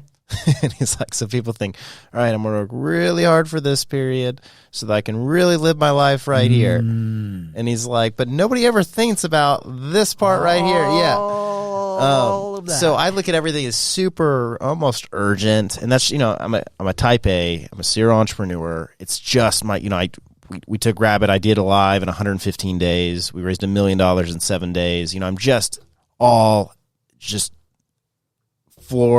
pedal to the floor at all times, and so and I approach really just kind of everything that way. And so my sister is like, I call her super lazy. My wife gets mad at me. So does my family. So I'm trying to think. My sister's just much more relaxed and chill than I am. She's not driven like you are. So when we even talk about, the gospel and stuff, it's just that I look at this as like super, like go and make disciples of all nations as a command. And it's like a pretty serious one. And I look at these, let's say like, take care of the least of these. Let's just grab something like that. And I hate when you meet people that say like, oh, that's cool that you feel called to do that. And it's like, no, this is like what Scripture calls us to do. This isn't like my heart, like my heart personally wants to solve the water issue. That's what I'm a big thing in, is like building wells. Because like that is a solvable problem. It solves a bunch of other diseases. Yes, it does. Once you solve that, you solve a bunch of other things. And, Bill Gates wants to vaccinate the world, whatever. I want fresh water just seems to be a much better solution. And before we get to vaccinations, but I don't know any. I'm not a doctor. Maybe you know a little more. I just love that when like Joe Rogan says something about health, people freak out, but when Bill Gates says something about health, they don't. When they're both non-medical experts, and so that's always super interesting to me. But all that to say, my sister and I, we just approach things very differently, and I approach things much more on the urgency side. But it's because of my personality. Maybe she's more urgent than I think, and we just haven't gotten to that level. But okay, so in the military, you're a doctor. you're continuing to advance your career. You didn't just like give up. You're doing it all. You got 5 kids. I mean, you're doing it all. How long are you in DC for? 2 years. Okay. Oh, okay. So very short stint. And then where? Brooke Army Medical Center, San Antonio, Texas. Okay. Our favorite duty station. I've had a lunch buddy, and I was homeschooled and didn't go to college, so I didn't really know how things worked. And something I was really shocked by was the food that he was fed. It was just, one, it looked disgusting, but 2, it was like name brands, and you could tell, like, they're giving him Doritos, they're giving him just all these things. It's like a 7-year-old kid could do better in school if he was eating better food. I was thinking, like, if he was not in. And so that really just concerns me when I saw that. But another thing that's interesting is I remember, keep in mind I was 4 years old when my brother got cancer, but I remember there being a McDonald's at the hospital, like built into the hospital. And now recent years as I've gone to hospitals, I've seen fast food chains, like a food court with fast food chains inside of the hospital. Do you have a personal problem with that? Absolutely. And how do we fix it? We are seeing changes happen, Nathan, in terms of that. How would I change that? I think first and foremost, we have to emphasize to people that lifestyle does matter, that food is medicine, that exercise is medicine, that sleep is essential, that these 3, I call them the big 3, and I write about them in my book, how important they are. They are foundational. That the food we eat determines our microbiome, and our microbiome dictates a lot of things from our gut. Certain neurochemicals, such as serotonin, over 90% of our serotonin is not produced by our brain, but rather by our gut. Our gut communicates with the vagus nerve to our brain. So what we're putting in our gut is either helping us or harming us, creating inflammation or diminishing inflammation. Food matters. We were talking about it earlier, off camera, that it's not fat that's making us fat. It's sugar that's making it fat. When I was a kid, you'd go to places and you'd get a Coke or some other soda, and it would be a 12-ounce serving. Now you go into a place, 32, 44. In some cases, it's the mega 56 ounce. Have you ever ordered a small drink from Wendy's? I haven't ordered a drink from Wendy's in a gazillion years, so I don't know what that is. I think it's Wendy's. I don't know if you've gone, but I got a small drink there, and I swear it's this big. I'm a big water guy, and occasionally I like a root beer. Root beer. And I don't drink alcohol, and not for health reasons. I just don't do things I don't enjoy, and so there you go. There's that. But I do eat very unhealthy foods, and a rule I've been trying to implement is that, like, less fast food, and I can eat unhealthy food if I make it myself from scratch, because then it's a lot more work, and then so then there ends up being a lot less of it. So tell me about your book. My book, Wrestling Depression is Not for Wimps. I wrote this book for men. As I was recovering from depression, I suffered depression my last year in the Army. And it came about, to give you the backstory on this, I was about 6 weeks into my recovery and still really struggling. I was seeing my therapist.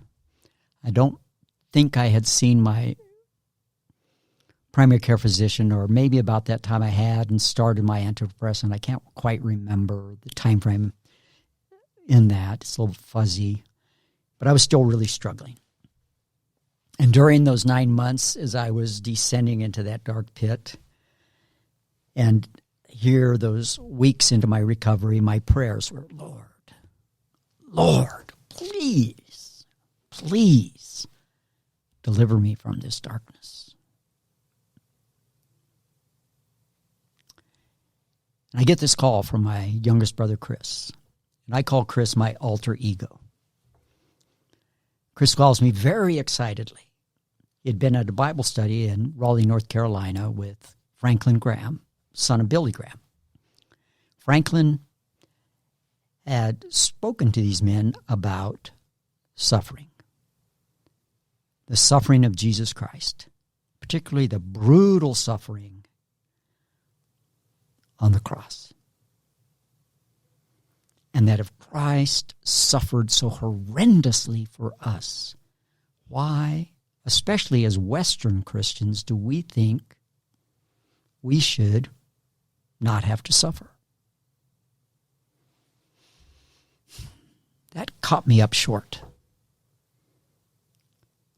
And it brought back to my mind Philippians 3:10, a scripture I was familiar with, a scripture I had prayed hundreds and hundreds, if not thousands of times in my walk with Christ.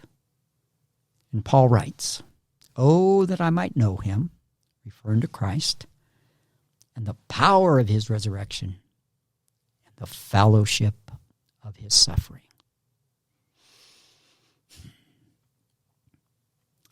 Over the next 2 days, as I pondered that scripture, my prayer shifted from Lord, please deliver me, to Lord, what would you have me learn from this? And how might I use it to help others? And I understood that if I needed to live with this suffering, I could.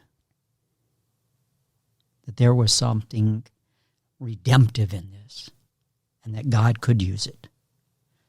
And I understood at that point that I needed to tell my story, that I was compelled to tell my story.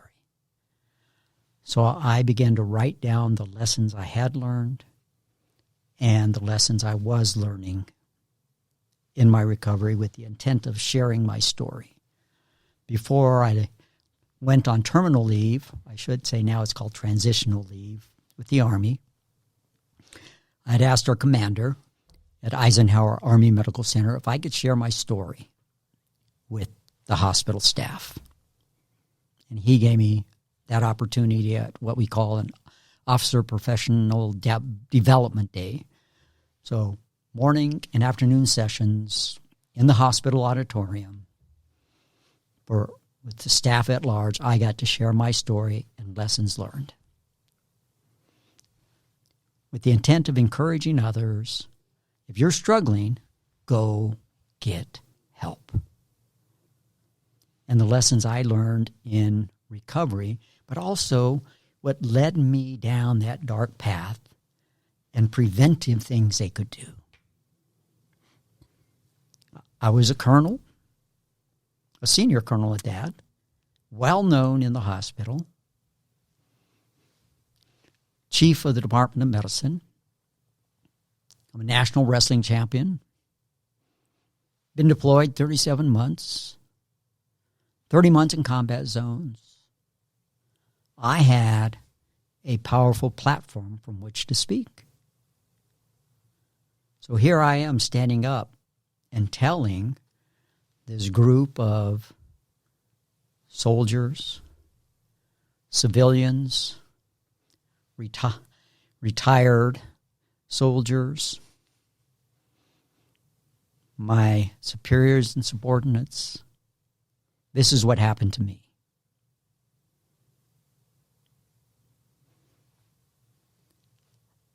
Out of that also came the opportunity to do 3 public service announcements with the Department of the Army, talking about suicide prevention, mental health, and telling a little bit about my story again. But that became the genesis for my book, Wrestling Depression is Not for Wimps. So I wrote it in layman's terms. I wrote it in short, easy-to-read chapters. And I wrote it chock full of practical tips for men to help them in their recovery from depression and to maintain their health and wellness. And those tips that can be put into practice today. The title, Wrestling Depression is Not for Wimps, is taken from my own experience. I've been involved with wrestling since I was 13 years old. It's been a lifelong passion. And the life lessons I learned from wrestling and how that applies to recovering from depression, and how anecdotes from my own experience with wrestling and how that applies to recovering from or Have you done any martial arts? I have not done martial arts. I tried a little bit of judo in practicing, so I did play some judo, and I actually suffered an injury doing that. It was an overtraining issue, however, that because of my pride and ego, that ended up doing that. You know, in martial arts, there's kind of people that are really good at grappling, and then people that are really good at striking. Yeah. And obviously your wrestling background, I would think, would make you a very good grappler. I'm sure it would. Wrestlers, if we can get you on the ground, then you are at our mercy typically. Yeah. When did you release the book?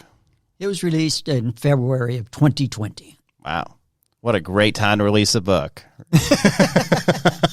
I'm sure your book tour went great. Oh, yeah.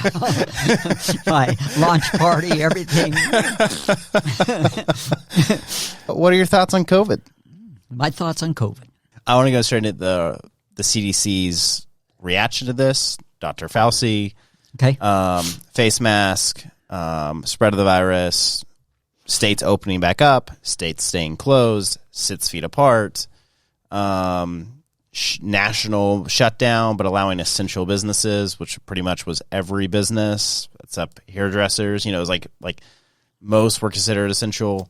Your general thoughts on the virus and then how it was handled. And do you think it came from a lab, or do you think it was from a bat? That remains to be seen. I don't know, to be honest. I think there's things we don't know. There's controversy there. Did it come from that lab in China? And is that where this started? Certainly, you can't get straight answers out of China. And you can't trust necessarily what you hear from China. So I'll preface it with that. I don't know. How was it handled? I think the response was too slow, and unfortunately that was due to the hubris, the pride and ego, and the way our former president sees things. I love the man and some of the things that he did for us, but his pride gets him in trouble. And so the response was too slow, and we should have taken action sooner.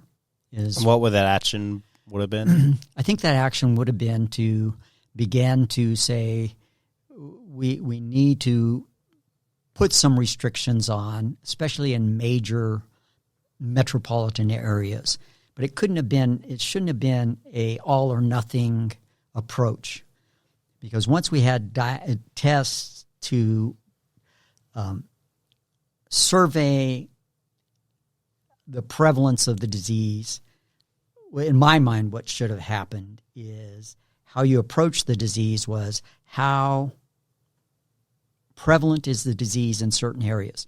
And if you are above a certain threshold, you need to take these precautions. You should not be in mass groups and so forth. Yes, I think the using of the masks and so forth early on were warranted, and where you just saw this massive proliferation. Again, you saw those largely, in New York, in California, where you saw those predominant areas, in the major metropolitan areas where the disease just exploded and then moved throughout the country. Of course, the first earliest cases were up in Seattle also. So those things, I think the response was too slow because it was poo-pooed and didn't understand the ramifications. But it wasn't an all-or-nothing approach that needed to be taken because you had areas where the prevalence was so low, I think you didn't need massive shutdowns either. Now I think we're seeing that they're understanding. Okay, we know more about the virus. If you are fully vaccinated, okay, you need masks, you can do some things, you can gather. And so I think there's more rationality to it because we've learned more about the virus. Before it was like, oh, it may exist on surfaces. Oh, my God, don't touch surfaces. Clean everything. I saw people going around with masks and face shields and gloves. And, oh my gosh. You realize people walking around with gloves, all the things they touch and accumulate and contaminate just by virtue of walking around. But I saw people so paranoid. I mean, I was like, I don't know that I want to go. I didn't go out for a good while, for a matter of weeks, unless I had to go someplace essential. Because I figured I'm not going out and exposing myself. I'm a healthy 64-year-old man. I'm saying, I'm not going out. I don't need to go out. I go for my walks. If we need to get groceries or something's essential to go out for, okay, fine. But otherwise, I don't need to go mix with the crowds. That was my approach. I'm just, I'm not thinking, oh my gosh, I'm necessarily going to die from this thing, but I don't need to take chances. That was my approach to it. There was a lot of people that were saying, this is conspiracy and blah, blah. And I thought initially, well, is this a conspiracy? Are they telling us this is as bad as it was? And initially, I was leaning towards that. But then as we could learn more and more about the virus and the severity and what was going on with it, it was like, wow, we do need to take precautions. But there needed to be rationality to it again, that it's not an all or nothing approach. Did you ever get frustrated that for some reason a tire shop or Walmart or whatever would be considered essential, but a gym wasn't considered essential? Absolutely. And I never heard anybody in the mainstream media, the CDC, or anybody mention that the ability to work out and strengthen your immune system is a positive thing. Absolutely. Like it was frustrating. What they considered essential business, liquor stores, pot stores, some of these places, but oh no, not a gym. Yeah. It's like, where is the rationale to this? And then where do your thoughts lie on personal responsibility in the sense that if you're scared, stay home. If you're not scared, live your life? I think it goes two ways. And let me tell you how I see it. I'm fully vaccinated. Okay, I got the Pfizer vaccination, both 2 shots. Okay. And this was a matter of going on a couple months now. And I feel much more secure now and so forth. But like I said, I'm very healthy. I don't have any cardiopulmonary disease, diabetes. I don't have any of these type of diseases. I work out. I eat healthy. I have healthy relationships. So I'm doing things to take care of myself.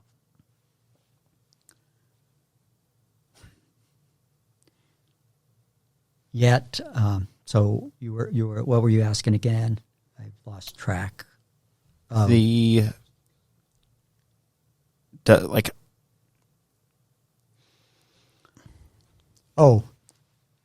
approach. Yeah, my question is like, I very much believe in personal responsibility. Okay, responsibility, yes. I tell people, I'm a physician, I'm a Christian, And I felt it was incumbent upon me, number one, to protect myself, to be immunized, not just for myself, but for my family. So my wife, my kids, my grandkids, but my neighbor. We're commanded to love our neighbors as we love ourselves. I know there are groups that say no or are anti-vaccinators, and they feel adamant about that. I have my own opinions about that, which I think a lot of these anti-vaccinators, in some cases, especially childhood vaccinations, are foolish, gambling with their children's lives, and putting other children at risk. But I'm called to be a good neighbor. I'm commanded to be a good neighbor. And so I see my responsibility is take care of myself, take care of my family, and take care of my neighbor. That's my responsibility. I agree. And I don't have a but or anything. I guess I still just have the initial question, which is there seems to be this idea that, like, you're wearing a mask to help Sandy down the road. And I've always kind of had the question, like, well, would Sandy be fine if she got it? Like, is it a big deal to Sandy? And if it is a big deal to Sandy, she should wear an N95, not a face covering, because like an N95 has a much better chance. Absolutely. And so so my story is I never once quarantined, not because I thought it was wrong or because I have any beef about it, just because it's like I have a family to support, I have things to do. Right. I'm going to live my life. Yep. Cheap flights, awesome, all about it. So you carried on and you felt comfortable with that. I got COVID twice. So I've had COVID twice. So I'm, first time was very rough for me. And I just told myself, well, I knew this was the consequences of the way I'm living my life. I wasn't like, I didn't boo-hoo myself. I just kind of, you took responsibility. Yeah. You knew these were the risks and I'm willing to take the risk. The first time I got it, I was with a mastermind group. And so you're talking 14 entrepreneurs, well, I guess 7 entrepreneurs and then their wives. Not one person on the trip got it besides me. Wow. And this is after I'm showing symptoms that I'm one, there was one, so how it all started was a huge headache that I couldn't get rid of. I never get headaches. This huge headache.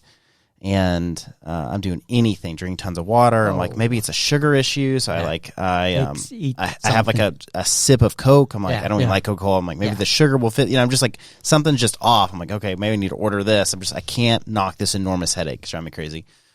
That's at a restaurant. That's actually before we get to the restaurant, at the restaurant. Get back. I talked to a guy. I'm not lying. From here to right here, because it's really loud. Everybody's talking. So I'm shouting at this dude for 4 hours. Oh, gee.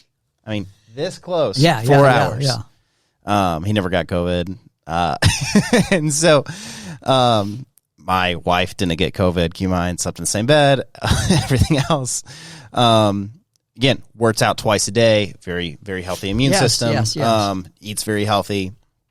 So does the guy. So was pretty much everybody in the group was pretty healthy.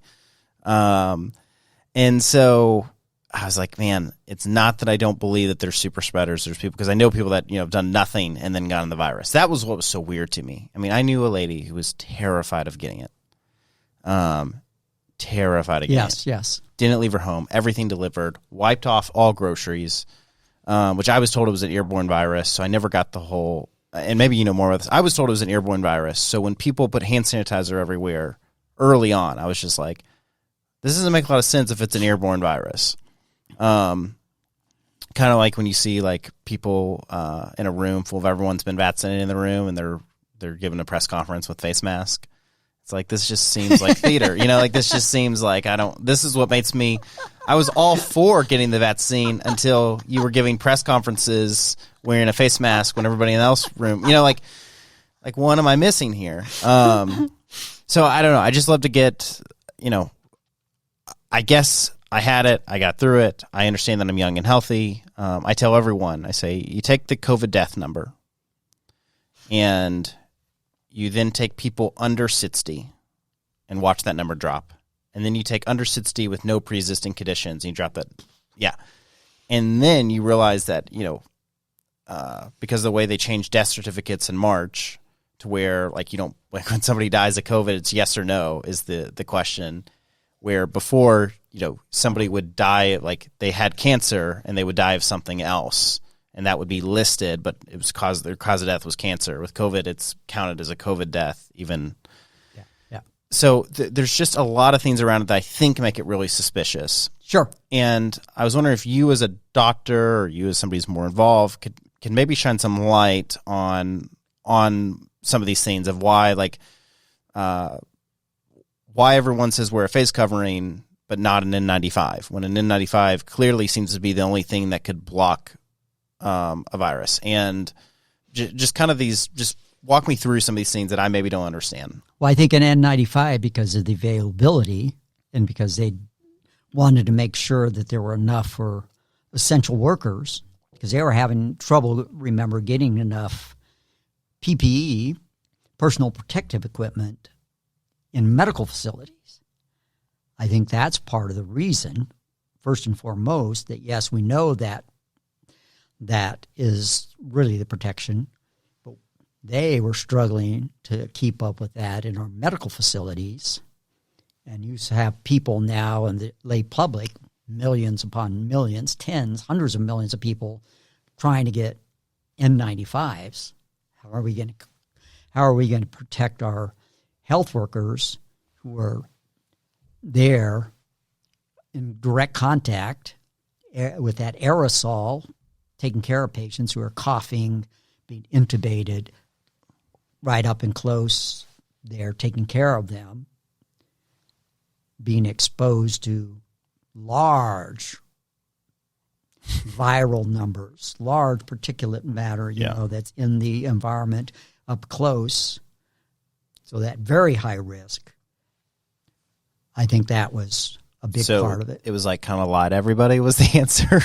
I'm sorry? Like the answer was to lie to everybody and be like, hey, y'all don't need N95s. No, I don't know that it was necessarily to lie. We did know that masks did provide some protection.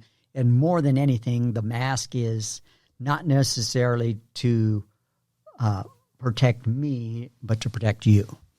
Okay, think about it.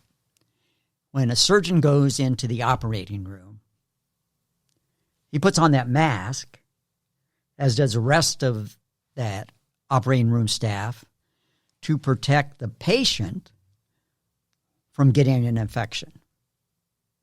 It's not an N95. It's a surgical mask. Yeah.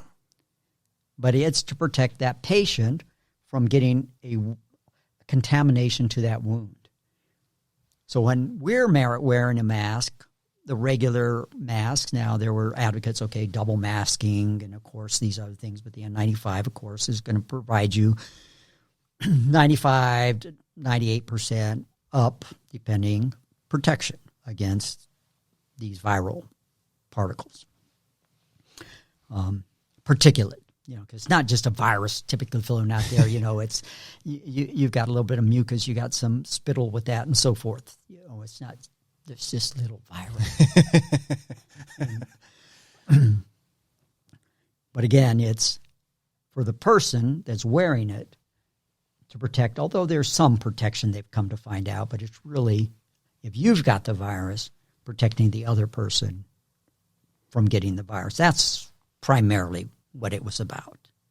So trying to stop the spread there, to break that chain of spread. That's the real thinking behind it. How do you break that chain so you don't keep propagating the disease? What are your thoughts around, I guess, misinformation? And do you think big tech has a responsibility in doing anything about misinformation? Or do you think that, because I believe that me, the individual, has a responsibility to educate myself on what I read. You have a responsibility, but yes, unfortunately, everybody's not as well read. Everybody's not as bright. Everybody's not as analytical as you are, Nathan. And there are, again, the individuals out there that believe this was a conspiracy. So the conspiracist out there who would get on the news, in some cases medical people, saying, well, we don't know, and this virus might cause this, and birth defects, and this massive immune response. So you get it, it's going to rev up your immune system and cause these massive problems. We don't know for sure, but theoretically it could do this. And raising all these concerns saying, this is experimental and on and on. Well, this technology for the messenger RNA vaccines has been around for many years. It's not like it's just happened. They've been working on this for many, many, many years. Plus they're then saying, well, it's going to change your DNA. It is impossible for it to change your DNA. It doesn't affect your DNA. But now some of them are spouting, well, it can change your DNA.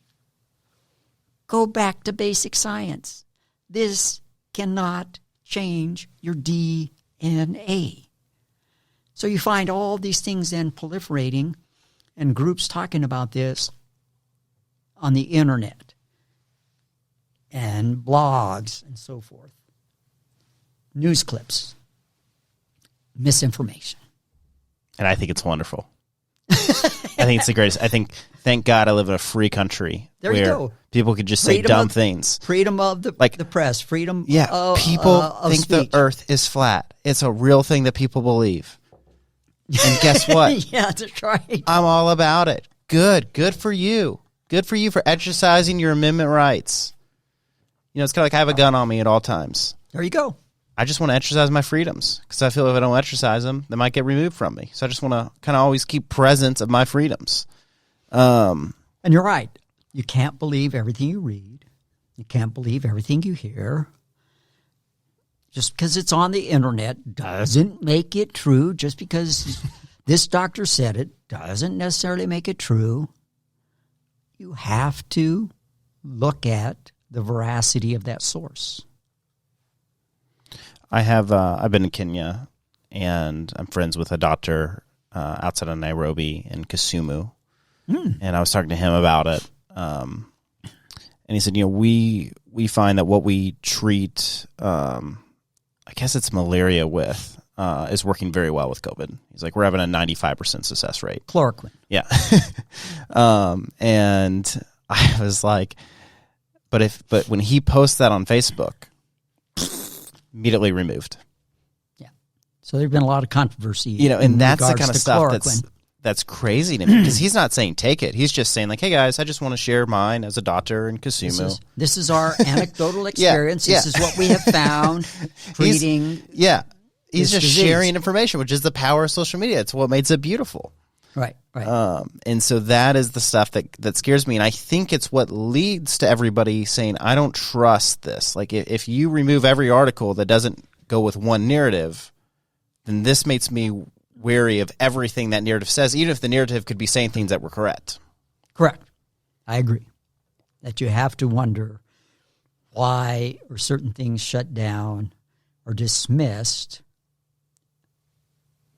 there when you're hearing evidence, albeit it may just be anecdotal evidence, and that's what you have to understand. This is anecdotal evidence. This is not necessarily a double-blind, placebo-controlled study. Okay, this is our experience. And so there are different weights of evidence, okay, but this is our experience. We're seeing this. Yeah. And so, hey, look, we're just telling you what our experience is with our patients. I agree. It shouldn't be erased. It's strange. What's your favorite COVID killer story in the sense of like things you can do to prevent COVID? I have mine. Oh, favorite story? That's ridiculous. You know, somebody says that's like, oh, this stops COVID. It's just something insane. Oh, somebody that I saw that was circulating that if you had early on symptoms and exposing yourself to heated air, that this would kill it. And I don't know that there was any scientific proof to this, but that was circulating that as soon as you get symptoms that are suggestive there, start exposing yourself to this heated air, and it would kill the virus and you would not contract serious disease. And I'm thinking, well, there's a lot of reasons that hot air might work against you, drying out your respiratory passages, making you more prone to viral penetration and not allowing the cilia and the secretions which move and help remove viral particles and other debris from the respiratory passages and help prevent penetration of things. And now you're drying out things and impairing things, and the antibodies that reside close to the surface and these other things that help protect us. Now, okay, let's work against that by just pouring in this hot air. I thought, I don't know the rationale to this. Just in my mind, I'm thinking, I don't know, but that was one of the things I saw circulating well over a year ago. And I was watching this video on that. I thought, somebody sent that to me. I can't remember who it was. Yeah, as a doctor, are people sending you stuff all the time? What do you think about this? Oh, yeah. They're sending me, especially, the conspiracists or the contrarians. And I will watch it or some of it, and I look at it, and it's like, I don't know.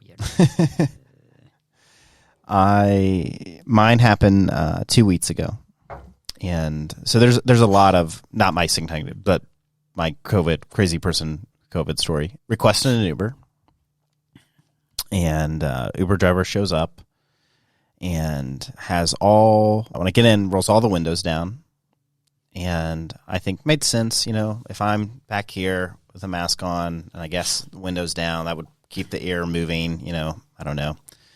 But then she has the AC on. It's 60 degrees, keep in mind. So it's a little chilly. But it's 60 degrees outside. She has AC on max, so Matt's cold, and on Matt's volume. So it's like as cold and as much as possible. With the windows down. Yeah, with the windows down. And I said, hey, could we either have the windows up or the fan a little I'm getting, just a little, I have a jacket on, but I'm getting a little cold. Sure. And she goes, sweetie, I'm just trying to keep you safe. And I admittedly lied to her. I was like, well, I've already had the vaccine and I'm wearing a mask, so I think, keep pretty safe, And she's like, this virus doesn't do well in cold weather. And I'm like, and she's like, so that's why I keep as cold as possible and I keep as much circulation as possible, to keep you and I both safe. And so I said, growing up, when your mom would ask you to, and I'm having to shout this to the fan, keep in mind. Right. As she drives. Yeah. I said, growing up, and I'm not being combative or anything. Sure. I just said, growing up, when your mom would ask you to wash your hands, did she ever specify to do it with warm water or cold?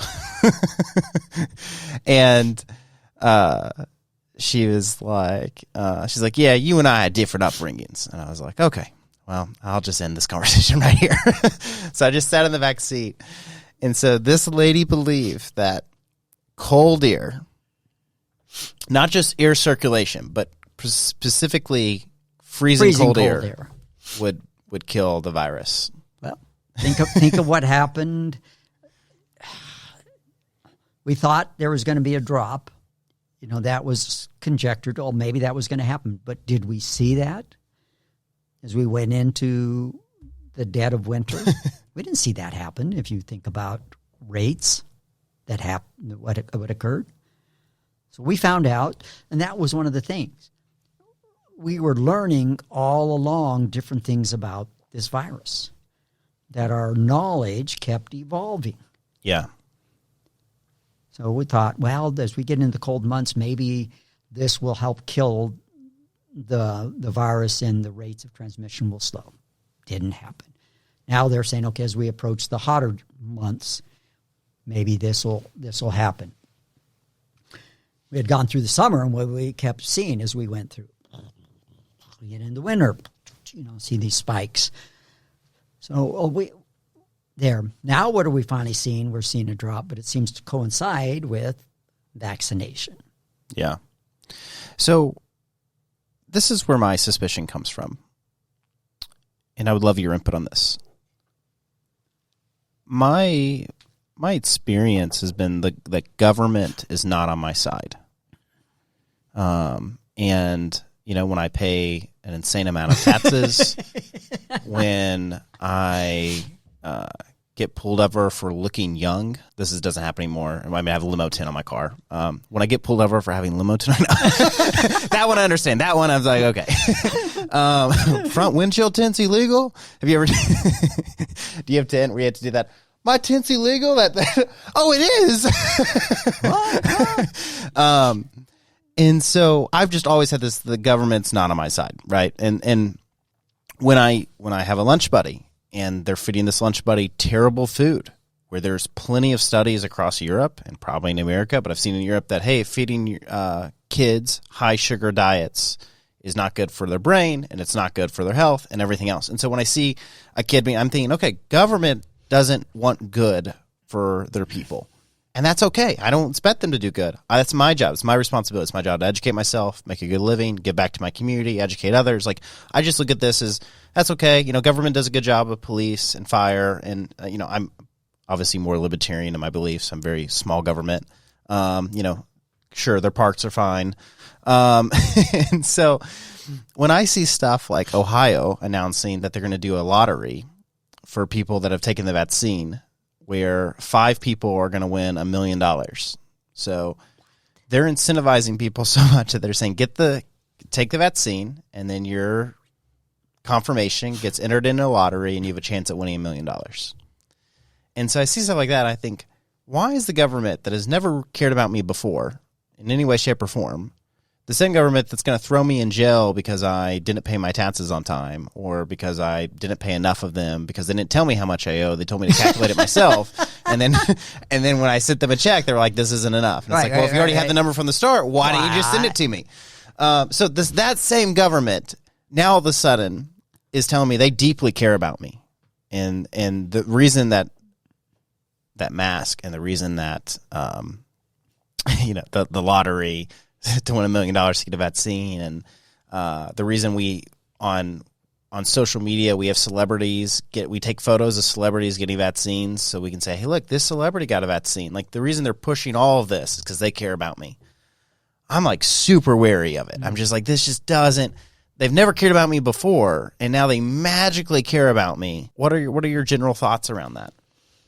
Early on, I would have said, you're right. But as I saw those big growing spikes of disease, of hospitalizations, of deaths, then I had to step back and reevaluate my own opinions, because I was thinking, this is government blowing this out of proportion, causing mass hysteria, government, big business, and so forth. There may still be elements in there in terms of business and so forth related to some of this, yes, with the hysteria, the headlines. But I do can't deny the fact that we are now seeing pronounced drop in rates, as we have seen significant vaccination rates. And I think that strong correlation, as that has been, leads me to believe that, yes, this goes hand in hand, albeit there's other mitigation procedures that have gone on. But I think at the same time, your point is well taken, that when is big government on our side? Yes, we want them there for policing, we want them there for fire, we want them there for infrastructure. We want them there for maintaining law and order in our society. But we don't want them intruding on our rights, And unfortunately, this administration, I think, is all too well poised to continue to try to intrude upon our lives. That's ridiculous. 41 executive orders in the first 2 weeks? No. Yeah. Unfortunately, people get what they vote for. I'm sorry to say. Okay. Talked about COVID. I want to go back to you're in D.C. You leave D.C. with 5 kids when you're leaving D.C., right? Right. And now where do you go? Brooke Army Medical Center, San Antonio, Texas. And you love it there. Oh, that was our favorite duty station. We get there. Adam is 10 years old. Chris is 8. Angela's 6. Jonathan's 4. And Joey's about 6 months old. We get there, and San Antonio is in this 100-day heat wave. And it's blazing hot, miserable.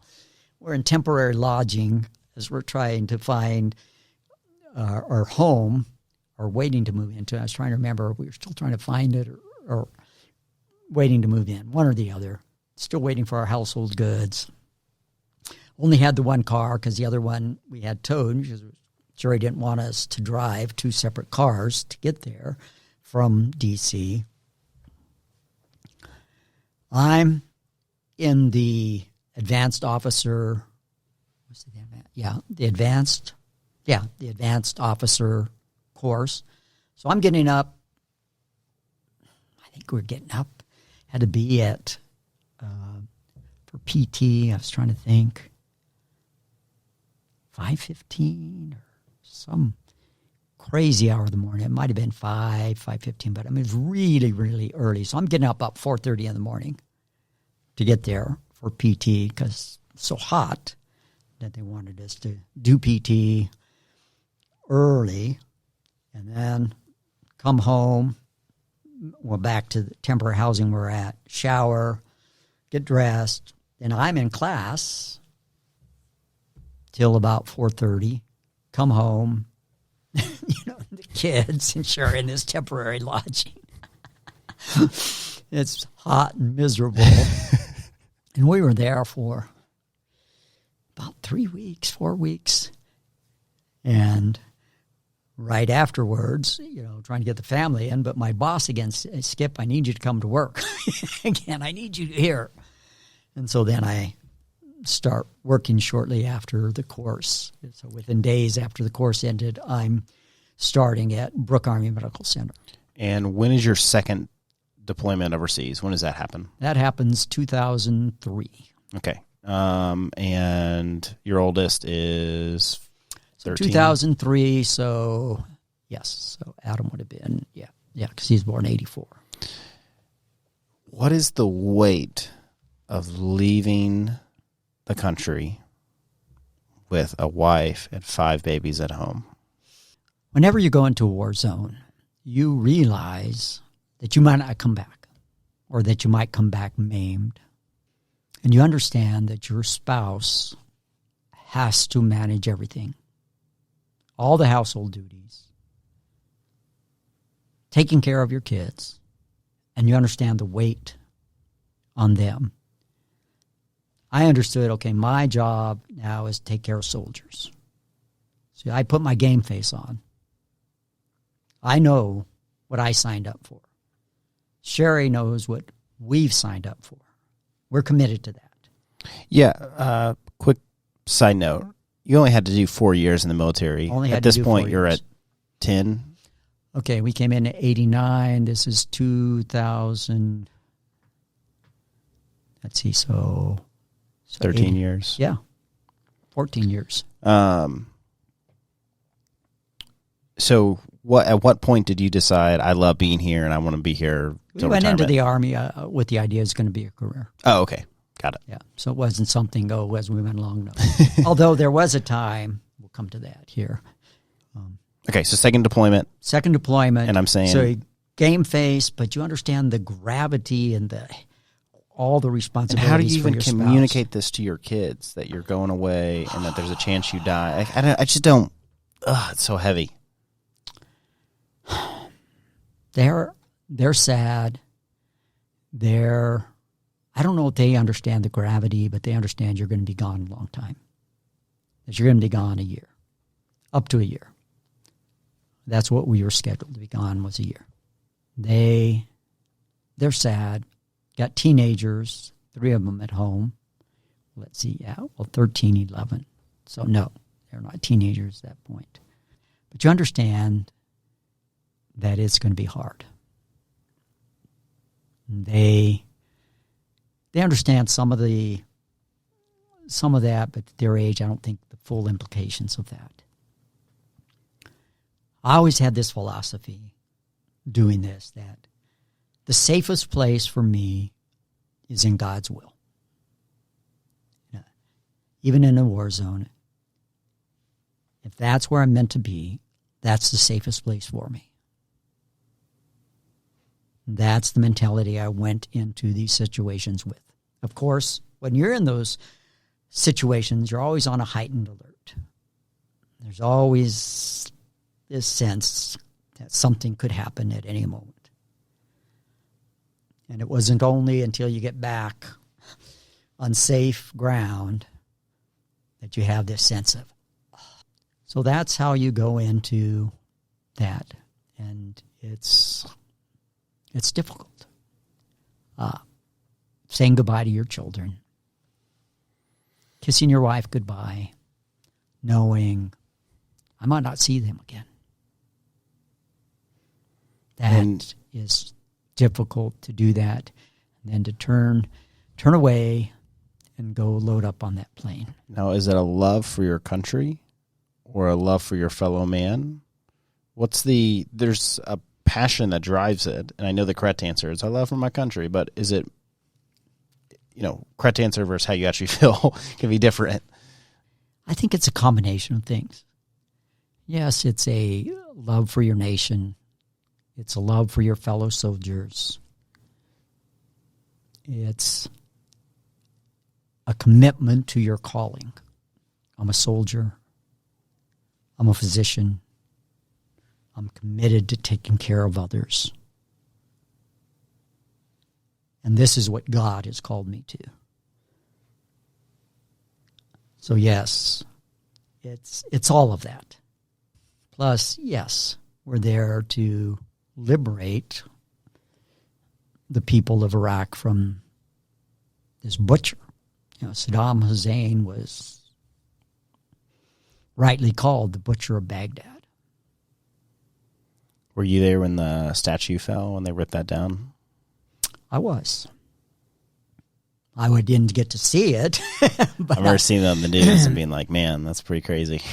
But we were in theater at that time, yes. And where were you staying? Initially, we were staged in Kuwait. We celebrated Easter, I remember, and I believe it was the day after Easter that we crossed from Kuwait into Iraq.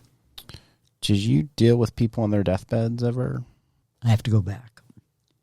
While I was there, I had some patients that were,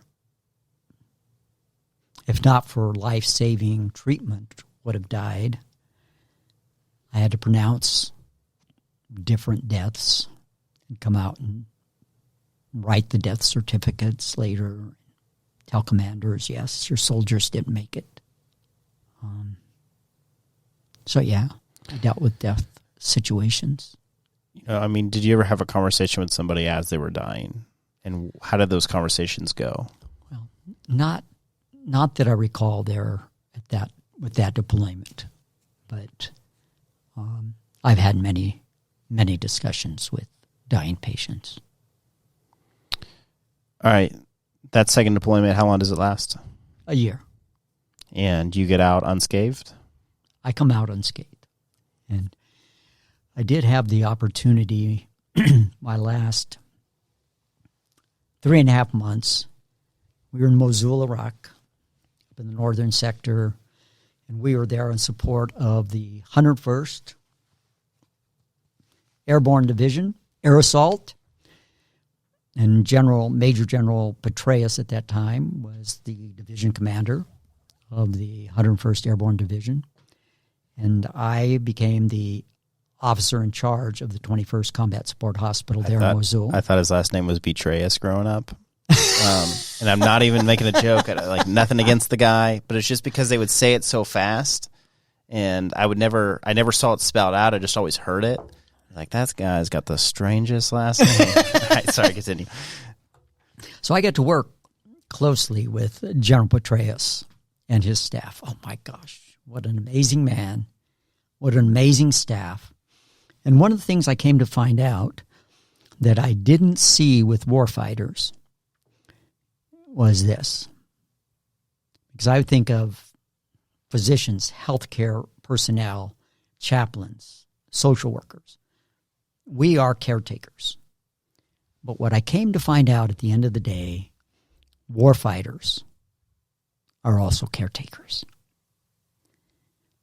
Couldn't believe the pain that I would see and feel from these men, General Petraeus or his assistant division commanders or his brigade commanders, and you'd have to come out and say, "Sir, I'm sorry, but your soldier didn't make it," or "Your soldier is in critical condition." I remember one time a soldier, he was in the ICU of our hospital, and brought General Petraeus in to see the soldier, explained to him what was going on, and very compassionately, he's stroking the head of this soldier, calling him by name. And he's saying, "You need to stay strong. Your family needs you, and we need you." And you could just feel that. And when we have to tell them their soldier didn't make it, it's like just that pain. We feel that pain as medical personnel when somebody dies. When we take care of these soldiers and air-evac them and they're maimed. But I felt that with these warfighters. And I come to understand at the end of the day, they too are caretakers of their soldiers. That was such a poignant lesson for me that I'd never understood. And had I not been the officer in charge, I would have never been able to interact with somebody as amazing as General Petraeus, as his subordinates, and to come to understand that side of warfighters. So, I don't quite understand military rankings. You were a colonel, and that's right before you start to get 1-star, 2-star, 3-star, 4-star. Before you become a brigadier general, 1-star. At that time, General Petraeus was a major general, 2-star. Then there's a lieutenant general, 3-star, and then a general, which is 4-star. And of course, General Petraeus later would be a 4-star general. How many of those exist right now? How many 4-stars? Yeah. I don't know, 70-some maybe in the entire Army. That's crazy. So, how do you... Maybe, no, there's not 70 4-star generals. There's far less than that. I don't know how many. So, a very small amount is the point I want to get at. Yeah. So, how do you move up in rankings? Is it all about just how long you're there, or is it also about how many deployments you do? Like, what's the formula to moving up? Does somebody nominate you? Well, there's called, when you become at a certain point, then you're what's called in the zone. Now, in some people, they're actually promoted what we call below the zone. So these are your superstars that are on a fast track, oftentimes have a superstar mentor, have done special jobs, and like the dude that killed Bin Laden, he probably got upgraded, right? Well, he was in the special forces, so he was kind of this unique operator. But people that get on the fast track early on, take on special jobs, have a special mentor or mentors. So they get on the screen of people very early who make decisions, and these people become promoted below the zone. Most of us, we come up at a time and then, we're below the zone, and then we come into the zone. And so our packets are submitted before the review board. And they look at our OERs, officer efficiency reports that are done regularly. They look at our other packets, our physical fitness scores, our official picture, and other data on us. And then based on that, our duty assignments, et cetera, they look at all that. And then all this panel on the review committee then decide which of us are going to be promoted.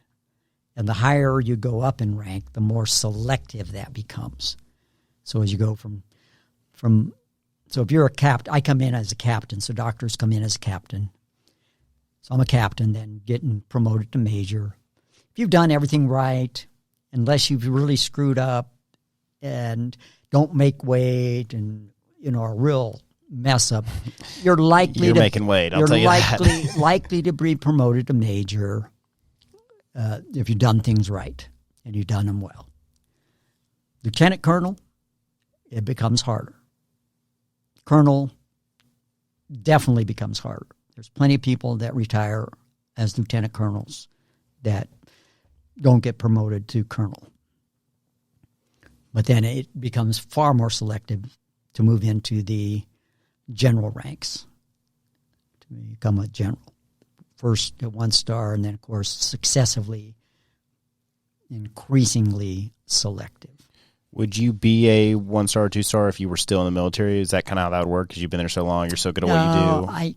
I doubt it, because I didn't take on the jobs to get on the track.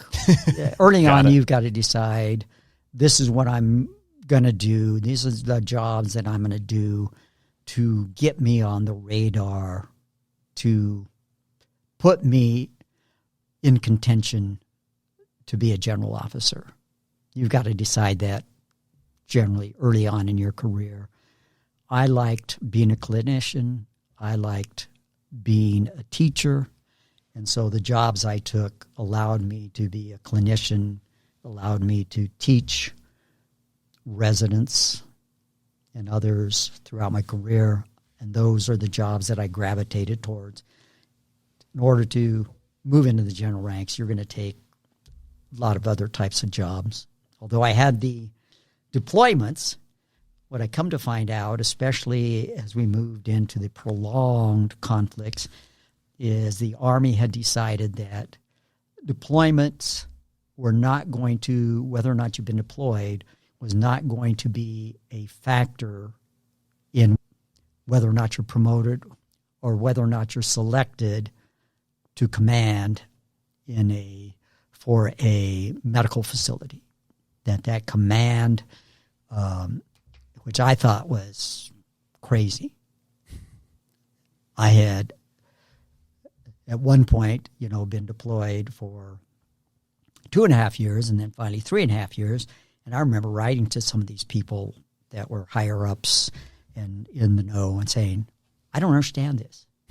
How can some of us be deployed for years and some of our counterparts have yet to deploy, especially in this prolonged conflict? And the only reason you can't be deployed is you've got to be sequestered away, that was my opinion, in a job and simply find a way to maneuver yourself never to deploy, and that not be a criterion rather, in terms of command or promotion. Yeah. But they specifically came out with the instructions to the review board, this will not be a determining factor. I thought that was outrageous. I thought, I was fuming when I read those instructions. Yeah. I remember sending that up through the chain saying, I cannot believe this. Did a lot of people feel that way? There were some that felt that way. And there's others, they gave me this, blah, blah, blah, blah, blah. And I thought, we communicated back and forth via email, and I just, after a few times, just left it at that, thinking, I don't agree. I don't buy these answers. I think this is foolishness, is what I was thinking. I still do.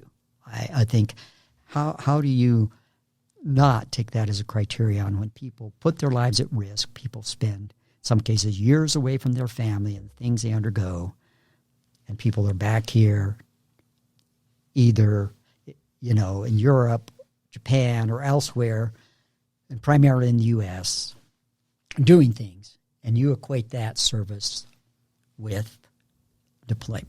It made absolutely, still doesn't make. One requires you to leave your family and enter a high-risk zone. The other requires you to do your job, but you still are with your family and it's safe. Absolutely. And there's obviously a big difference there. It kind of like telling somebody, you can go through two doors. Both doors have the same outcome, but one, you have a 70% chance of getting shot. Both doors are going to lead to the same place, but one, you have a 70% chance of getting shot if you go through it. You're like, yeah, I'm probably going to take, again, they're just different. It's like my sister getting her car. Yeah. So there are, in my mind, there are inequities, but in any system, there are going to be inequities. Especially a government system. And so, yeah.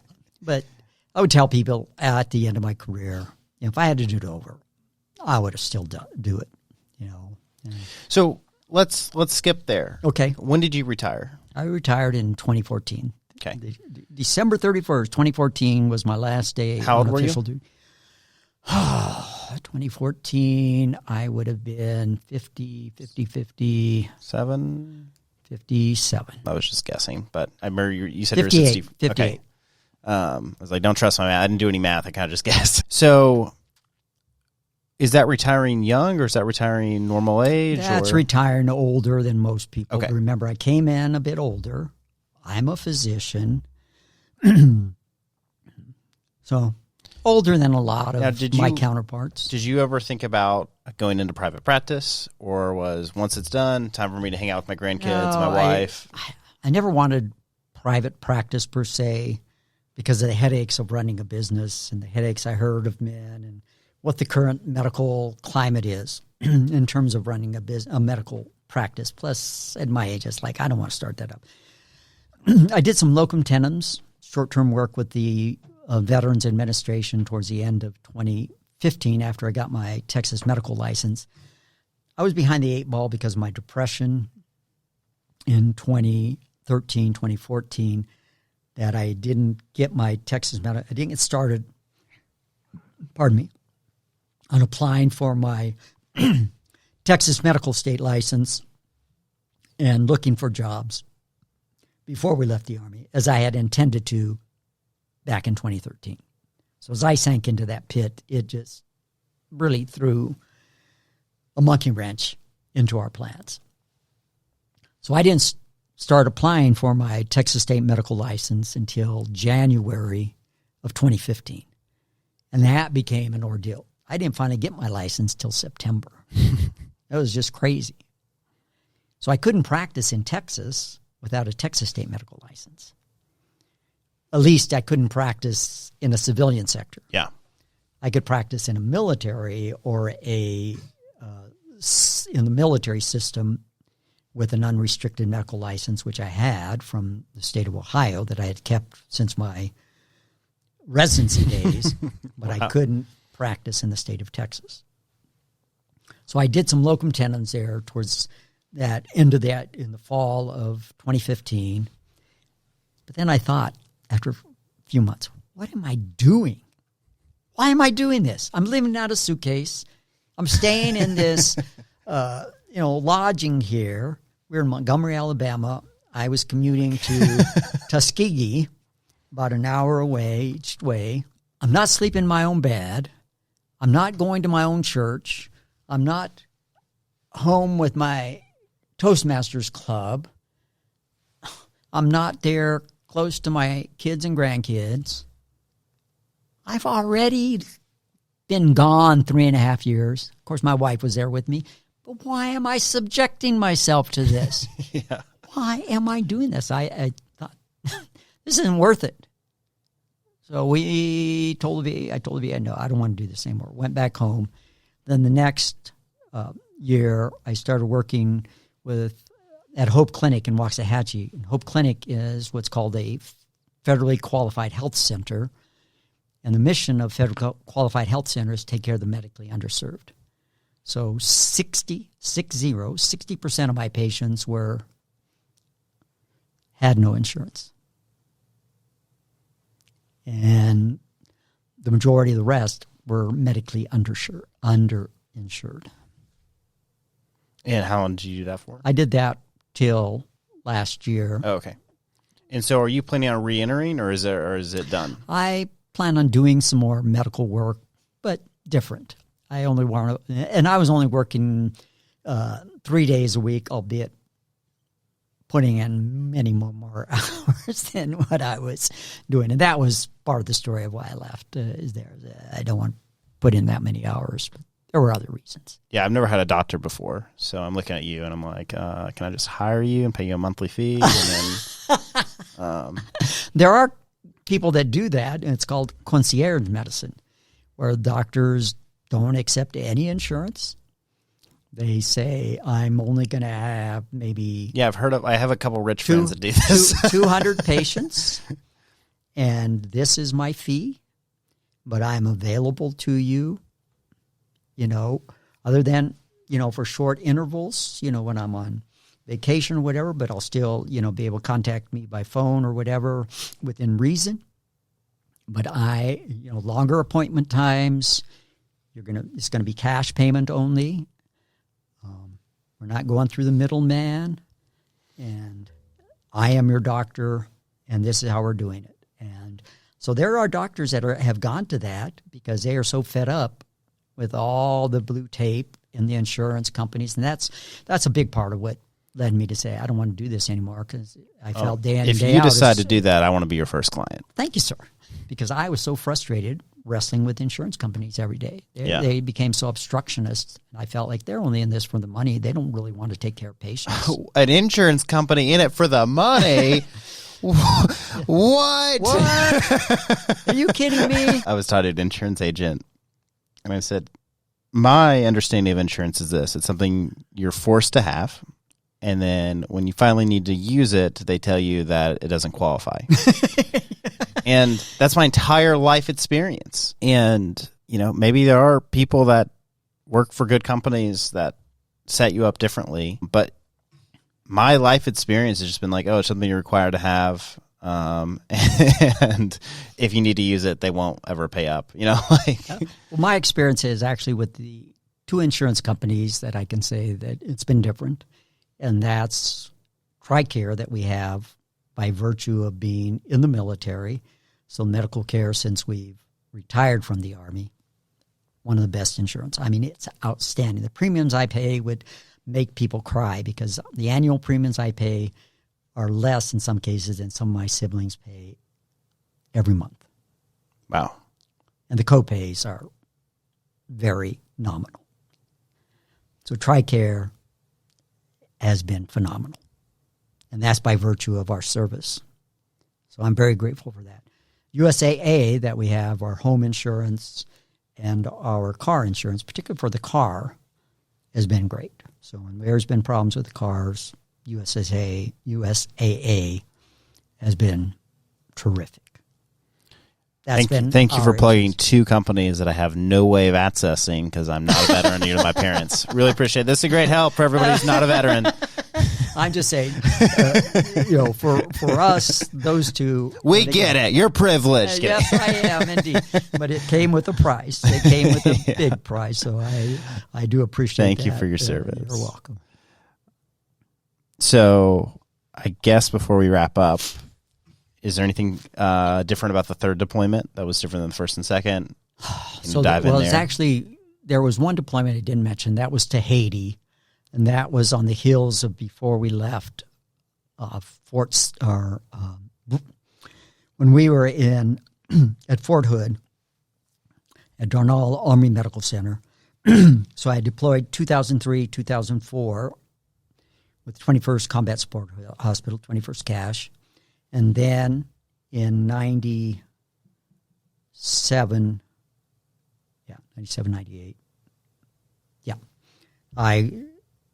There in January of 98, I left with the U.S. Support Group Haiti and was in Haiti for 7 months. So I did that. Then What were you doing in Haiti? We were there to support the various groups, Coast Guard, Navy, small contingent of Army, those that were there, not peacekeeping, but the military and civilian components, UN, etc., there in Haiti. But primarily what we did was take care of Haitians. We'd go out for goodwill missions and go out and take care of them. Do you, when you go to some of these countries and you land, do you feel a dark presence in some of these countries? Yeah. And Haiti, definitely. Oh, my gosh. Yeah. No doubt about it. I've heard. No doubt about it. I've asked non-believers this, and they're like, no. And then I've asked believers, and every believer I've ever asked has been like, you just feel the darkness. And what's interesting, because, Haiti, if you look at the island of Hispaniola, you have Haiti and then you have the Dominican Republic. And we would, I think twice we were able to take some R&R for a day and a half to go over to the Dominican. And first of all, Haiti, they've deforested it to use the timber to make things and to burn, for cooking and so forth. So it's largely deforested. But you get to the border of the Dominican, and when you get there, it's like forest. It's beautiful. But you get across the border, and it's an entirely different atmosphere. There's this lightness to it. It's again that sense of, yeah. As soon as you cross the border, I noticed that. It was amazing. And then again, when you go across the border back to Haiti, it's like this. So yes, there is definitely a spiritual aspect to that. I pray for the Haitians because, oh my gosh, we have literally poured hundreds of billions of dollars into that nation, but it's done little to help the Haitian people because you had such corrupt leaders over many decades who have all they've done is to line their pockets. And it's done little. And unfortunately, many Haitians have simply, it's become a welfare state. They're waiting for the next handout. They're waiting for the next non-government agency or the government agency to come along and provide this medical care, provide this, provide that. And so it's harmed the people in many ways rather than giving them a hand up. It's giving them a handout. And it's sad. Teach a man to fish or yeah, exactly. It's tragic. It's tragic.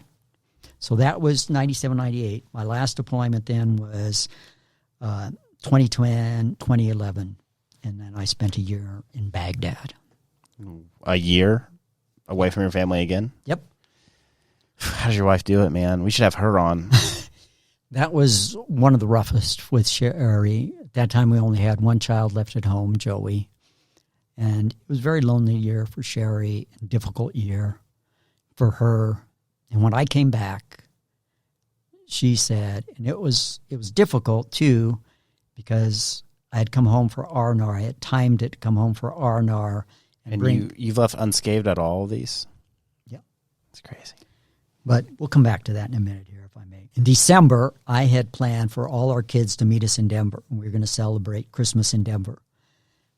My daughter had met a young man, Colton Johnson, and she wanted the family to meet him. So I knew things were serious. So he had come to Denver to meet us. Find out that the doctor that I was there to advise, he was in charge of the Iraqi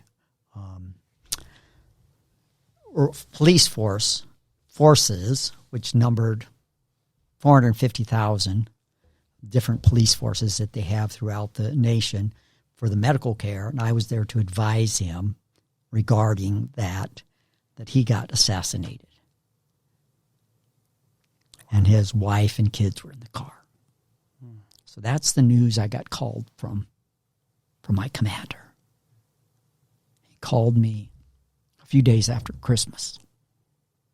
I remember getting that call. And how painful that was, that this man who was sacrificing, putting himself at risk to help rebuild his country, that now this faction, these radicals, at some point here, at some intersection somewhere in the city, assassinated him.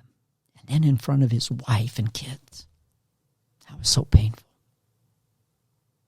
And then to go back into theater knowing that. Working with a different doctor then. But wherever you went, you had to have a buddy.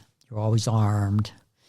When you go across the city, you were in an armored vehicle.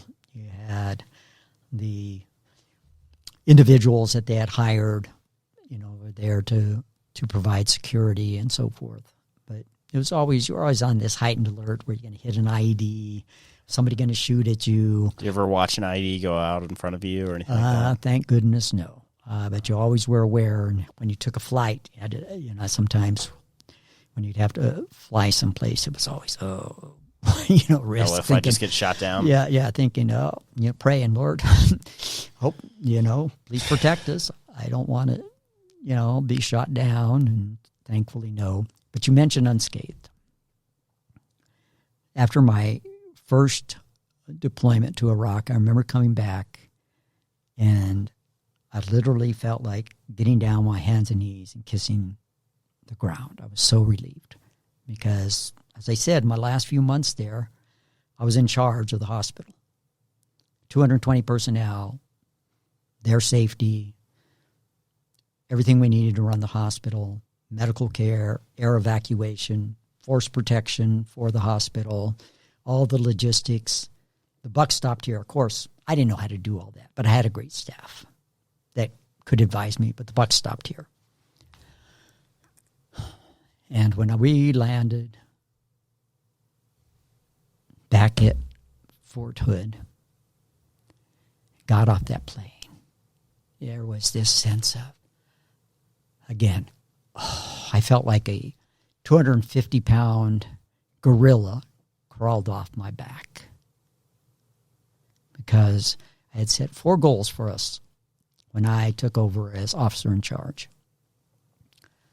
to continue to provide excellent medical care, to have a smoothless transition to the care with the 67th Combat Support Hospital, to make sure all of our personnel got home safely, and to glorify God. And when we landed, I felt I knew we had provided great medical care. We had already had that outstanding, smooth transition of the hospital over to the 67th cache.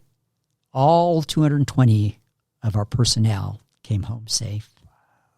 And I could say in my heart, yes, Lord, I did glorify you.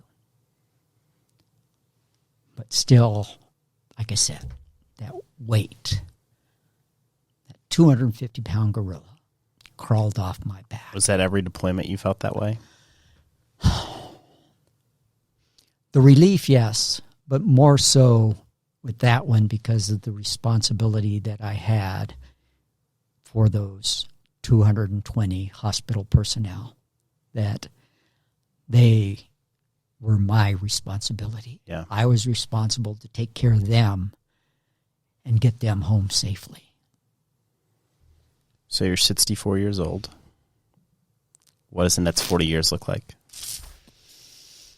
Next 40 years. I love speaking. I love sharing my story of depression, and there's a lot more to it. And I outline and talk about that in my book. What's the website for it? www.wrestlingisnotforwimps.com. You got to get like an acronym that's short. Yeah, I agree. And so I want to get on stages to talk to men, to talk to tough guys. Because, yeah, I'm a tough guy. Lifelong wrestler, National Veterans Wrestling Champion, soldier, colonel, been in the war zones. And you see, I moved in these circles that oozed with testosterone. See, I identified with these guys. That's who I was. And that's part of what got me into trouble in terms of my depression. But I understand that mentality. And as I said, I'm called to speak into the lives of men who are struggling, to help them, to talk about this message and to attack the stigma of mental illness. So getting on stages, talking to men, especially the tough guys. I'm in a course right now to create a TED Talk. And I'll be working on that. I think I mentioned Toastmasters to you. I'm a distinguished Toastmaster. I love Toastmasters. So I continue to work on my speechcraft. I do want to keep my finger in medicine. I love taking care of patients. You can be my doctor. Again, you don't have to beg me. I will allow that. I love taking care of patients. That's awesome. I do. We have 5 grown children. I have 4 grandchildren right now.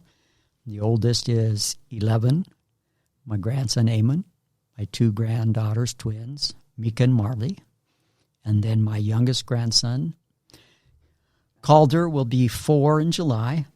Now, Calder's been coming to our house because my daughter and son-in-law, Colton, they lived less than 10 minutes away from us in Midlothian. He's been coming to our house since he's been a few months old, 3 days a week. So we help take care of him. And he is just a great kid, so much fun. So I'm Guampa, and Sherry is Guama. Well, right now, when he comes in the house, if Sherry's there, it's all about Guama. It's funny sometimes I'll say, "You want to play here?" "No, I don't. No, thank you." Well, he wants Guama, but if it's time to go play outside, then it's all about Guampa. But when Sherry's not there, oh yeah, he likes to play with Guampa, but otherwise, it's all about Guama. What, out of all your kids, any of them doctors, any of them veterans? Well, yes, my son Jonathan, our second youngest, he's a doctor. He is married to a doctor, Natalie. So the doctors in Mondragon, they are finishing up their residency. Jonathan in emergency medicine, Natalie in internal medicines, same as me. They are finishing up at Baylor Scott and White in Temple. They will be relocating to Houston, Natalie's hometown. She'll be continuing on in a fellowship in geriatrics. Wow. So very proud of them. Very proud of my son. And we love talking medicine. Oh, my gosh, we can talk cases and this and that and things we see. And it's great fun. And I'm so proud of my kids. I'm so proud of them. So he's the only one in medicine. None of the others had any inkling. And nobody became desire. a veteran either? No, sir. Wow. No, none of them went in the military service. In fact, I thought Angeli and Jonathan would especially be well suited for the military and to go to one of the service academies.